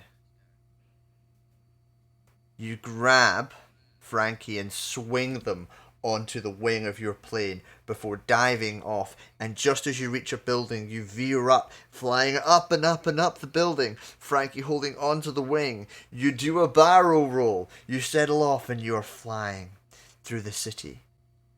Are we following Gigi running below because monitor lizards can run over 20 kilometers an hour? Yes. So we're just in the air watching Gigi running through the town as fast as the monitor lizard can go. And the town ends, and there is endless desert on and on and on, and a faint figure in the distance. The figure of Walter Kreutz. And as you come down and land the plane outside of this great pyramid, you walk in and you corner Walter Kreutz, standing in this great pyramid surrounded by these esoteric messages and symbols in this foreign language, and there's just libraries worth of scrolls leading endlessly down and down and down, and you realize that you have found your way to Nikotis, the ancient Yithian city of myth and legend. Does he look like he's doing anything? He is cowering in front of you. Yeah, we've pulled guns on him together, slowly moving towards. Now, if you don't want my lizard friend here to eat your face, Mr. Walter, maybe you should explain how we're going to get out of here and how we're going to stop all I can't. Look, we can leave, right? But I needed this future to happen. So I needed Nope. to bring the polyops forward. Nope. My life means nothing. Nothing, I tell you, nothing. Okay? Okay, I'm gonna shoot him in the Nope. foot. Nope. You shoot him in the foot. Ah! Ah! Ah! And his scream. Okay, we need to take him and back his now. scream echoes through the corridor. And a response comes. Hmm? There's something in here I can stick a key in, Frankie says, just wandering around looking because all they know is key goes in keyhole. Do we need to get him back to? You just need Where we to. were? Killing him would do, but you could try and take him back if you Okay. grab the silver key. Killing him would do. Do you want the honors, Frankie, or shall I? Gigi, eat face. Gigi did all the tracking. Gigi has earned a dinner. Gigi launches themselves onto Walter Kreutz and tears his face apart. And as you turn, Happy as the monitor lizard Yithians sounds. are coming towards you faster and faster and faster, Commodore, you take out the silver key, you push it forward, and you turn it. And a portal opens, and the two of you dive out onto the front lawns of the Kreutz. 3. The three of you dive out onto the front leaving Gigi. lawns. And sitting there, looking at a destroyed observatory in front of them, is Fifi, LaBeau, Fifi, how did you survive? Fifi looks up at them. Well, it's nice of you to come back for me. I was like being dragged away by a tentacle monster, and then you've just run off and leave me to it. Fine set of gentlemen you lot are. She picks up a handbag Pushed me and... through the portal. You pushed me through the door. Oh, I I've was been trying sitting to... here all along, you putz. Don't try and sweet-talk me. You're gonna give me a lift back home and give me $20 for this dress that's been ruined whilst you ran off into the observatory. It's Fifi number 6, I think, Commodore. Number 7, I think, is it not? I'm Fifi might number be. 1, you idiots. And Gigi's sitting there, blood all over her mouth, her tail just happily twitching back and forth like a cat, and brings a bone up to, up to Fifi and looks up expectantly like it wants to play catch. Hey, Like, throw the bone. here you go. Yeah, at least I can trust you. And as you throws fling the captain's bone for Gigi to play fetch with, we freeze frame. And that is the end Yes. of what I think we can all agree was a fairly wild scenario. That was crazy. Fairly wild for sure. But I love the ending image of just Gigi leaping into the air after the captain's femur, and it freeze frame. Thank you all for playing.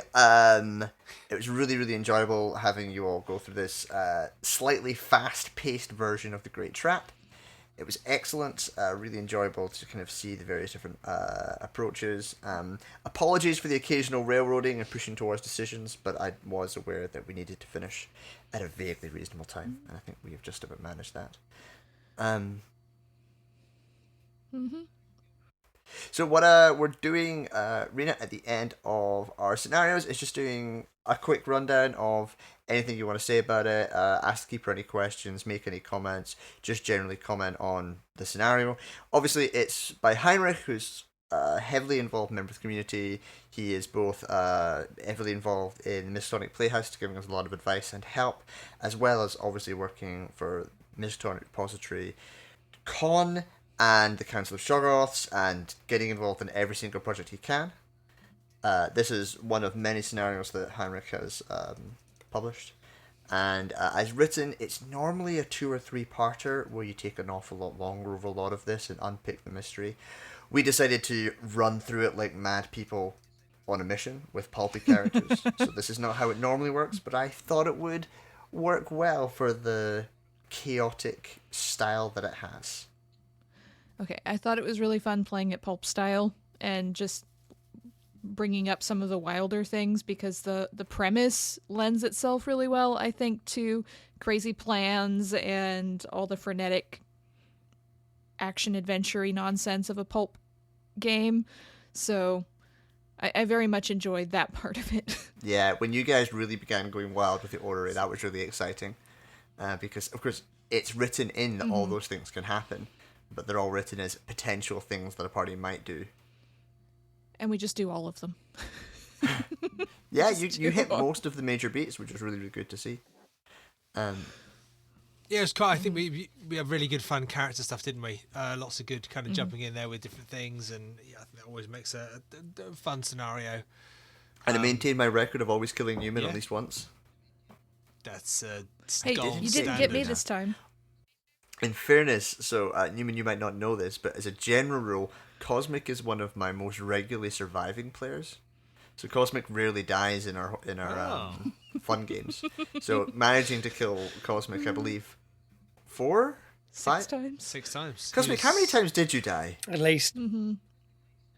Officially, I think it was only about 4 times, which is kind of cool because I thought it really suited the character of Fifi. You know, getting eaten by tentacle monster, then getting frozen in time, and then getting erased from, and then what was the other one where she Blowing themselves up. blowing themselves up. So yeah, that was just like really nice. Rough night. She had a rough night.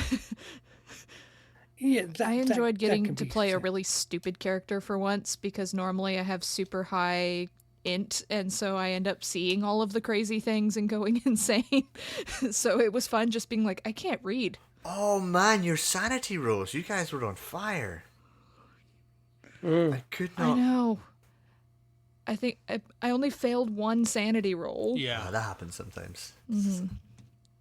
But sorry, Gigi ate your face, Newman. But after all the pre-game chat about Gigi eating your face, it had to happen. I was going to say, it would have been a shame. If it didn't happen, it would have happened in the post-credit scene. Yeah, Just it so would have had to happened. happen. Yeah, absolutely. Absolutely. Fantastic. Yeah. Yeah, I made a joke character sheet for Gigi that just had in skills other eat Newman's face and like 50 points in it or something. Any questions? Not even eat Captain Buckwild's face. No, eat Newman's face. Any questions about the scenario? Loose ends. Was there anything major we missed? Like anything we skipped over or went around other than the opening like scene setup? So yeah, there's a number of ways to talk to Ursula, one of which is to pull her out of the past, which I think you figured out the second time through. Oh, okay. I think you kind of had a vague idea of that. And I did kind of give you strong hints. The storage room contains a Yithian lightning gun. But Oh, no Cosmic way. wandered into it and then sort of just paused and just kind of went, oh man, and then left again. And I was like, if you'd searched. And then the toolbox no. gives you... Yeah. The toolbox that you find in the storage room makes it easier to dismantle the temporal projectors. And the 4 temporal projectors in the east room, they can be taken apart and the party goes away. So that was meant to be a teaching exercise in how temporal projectors work, so that when you encounter them further on, you'd know what to do.